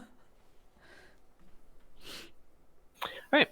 As we wind down the episode, where are people going to look for? Like magic. We'll get. Potions, I guess I meant potions. lodging. Sorry, lodging. Where are people's lodgings going to be? We'll Oh, handle. probably gonna stay here if it's allowed. Like, yeah, Sven Mora's is not going to gonna- enjoy yeah. the offerings. Yeah, Katep is staying at the nice place with a not broken bed. At Mora's some not going back point, to that ship till she has to. Okay, thanks. Bye. Port Nianzar does have a dry dock as well, so they can pull the ship up, clean it, fully replace, the broken. They probably want to, do a bit of maintenance on the ship, given A little bit. that situation. I'm not going to make you pay for it. It's kind of just the accumulated price of what's going on, because there wasn't any important things that got damaged. But that sort of thing can happen. The rooms here are very nice, though awkwardly enough, it's one room or one bedroom with 4 beds and a sitting room. A really not they're nice. They're nice beds, but it's like a this is the guest room. Which again isn't entirely uncommon for they don't have, they're not inns, right? Merchant houses. It's actually Savra who takes you there too. Kind of shows it to you. If this isn't acceptable, I could try to talk to Jawal and his staff. They have a policy that they try not to be too involved with the guests. They try to kind of be it's weird. Their policy is more like, if you never know I'm here, I'm doing my job the best. So if food just shows up at your side, don't ask too many questions. If somebody just drops a platter of food or starts washing your feet, things like that, that's kind of their custom. They'll take, you can shoo them away. They're not going to get offended, but that's their custom here. We could try to see about your own rooms if that's important, but this is the guest area. It's I'm no happy big to be deal off to the me. boat. So Yeah. She kind I'll of stay smiles. just about Yes, anywhere. I'm not going to lie. We caught the transport to Calimport, and caught a ship that the Order of the Gauntlet has a camp further upriver, Camp Vengeance, that was going to resupply there, and I managed to just catch them in time. I'm incredibly good. I hate ships. It was a miserable 3 days. 4 days? 4 days. It was a miserable 4 days. 4 days. They had a ship that got her here in 4 days. 4 days. She teleported to Calimport, is what she's saying. Oh. Right. that makes more sense. That I was makes also more sitting sense. here like the math does Right? not check Yeah, out. just saying. I want their sails. I'm going into Plus, we had yeah. an epic adventure. Like you can't beat that bonding experience. And you have your own boat. I at feel this we're all point. closer for Yeah, it. we have our own boat. The real journey was the journey we did along the way, or something like that. The real treasure was the journey. the real treasure was the Were-Tiger cleric we met along the way. That's right. That's right. Worth your weight in gold, Sven. All right. Well, as But before we all split up and do like shopping and get through on the city, I think we got to spend our first night in Port Nanziaru celebrating how far we've come by getting absolutely hammered at the bar and singing sea shanties with the locals. Mm-hmm. all right, Oh, you fine. guys. Well, that's where Oren is. Nobody shows. Is everybody going to go to the tavern? Yeah. Yeah. Notice the wording there. The tavern. The kind of- tavern. Yeah. Asking around or looking around, you find a place called the Thundering Lizard. It's just like this, darkly lit, but in a welcoming way. It's like this nice open design, like a band with lots of stringed instruments playing these jaunty shanties, pretty much. They sell this sweet honeyed drink called Tej, which is mead, but it's delicious if you're into that. It's very different from the mead and ale that is most common in Waterdeep. You might have had it before if it would have been imported, or maybe some people made it up in Waterdeep, but it's what everybody drinks down here. Everybody fucking drinks Tej. It's easy to get drunk off of, and several fights break out throughout the course of the night. Whether or not you're part of them is up to you guys, but it is a raucous atmosphere. Path. It's a not few of excessive. We're trying to keep a few of the fights are from the crew, but they don't spill. They're not aggressive enough to require guards to separate. In fact, the innkeeper is this big tabaxi fellow who walks around with like shirtless, just this like green and blue like skirt in essence, or like a kilt maybe. Big muscular tabaxi with like black stripes, white fur or white hair, whatever tabaxi have. I guess it's fur. I don't know. He Hair. oftentimes Body hair. dives into the bar fights that breaks out and just like starts punching people in the faces. And he's the innkeeper. This seems like the perfect place for Oren. Yeah, so like it's a very raucous, enjoyable place. And we will kind of end on that note this session. And Okay. pick up, I guess, with a bit of a shopping episode next session. Dino I shopping. want to bring up real quick Oren's background feature. So like the way that they like languages that are written, Oren just has like a natural flair for picking up languages around him that are spoken, right? And so I like to think that by the time they're done at the tavern, he's picked up like the swear words, the Chaltine swear words. I would think that would make sense. They mostly speak common. Yeah. But you definitely hear like the swear words and stuff and things like that you can pick up on. Yeah, especially as we try to cheat them out in the dice game or something. Oh fuck yeah. Interestingly, no gambling in this tavern. Oh. Oh, okay. Like the locals don't gamble, I should say. The crew might, Yeah. but it's with each other. Well, we can't really cheat the crew. That's not right. Yeah, no, I wouldn't do that either. Do you guys ask about it? Yeah. At any I'm point, curious. like what the fuck? Yeah, no one gambled. One this dwarven fellow who's got one arm entirely cut off, like he's lost an arm. He's still big and strong. Goes by the name of Hugh, like Hew. Hugh, like fucking cutting shit. How you'd say it. He's got like this big like war axe or battle axe, I guess, rather on his side, on his hip. Yeah, they only gamble out there by the river. There's an ugly as fucking sin temple to Tamura out there. It's the only place that allows gambling. Locals keep that custom. Oh, I want to play Thai now. You go out there, they're fucking ruthless.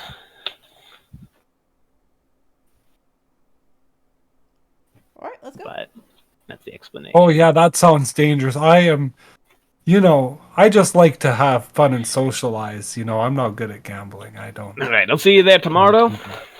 Yeah. Okay. Laughs. All right, and we will end on that note then, fading into black for that day. We'll say a lot of like Mora for you, just being fucking not on the ground, not moving, or being infested with evil snake ladies. This is a beautiful place. They're a little weird, not liking my magic, but I can deal with that. We'll end there and pick up next week. All right. All right. Good night, everybody. Good night. Good night. Later.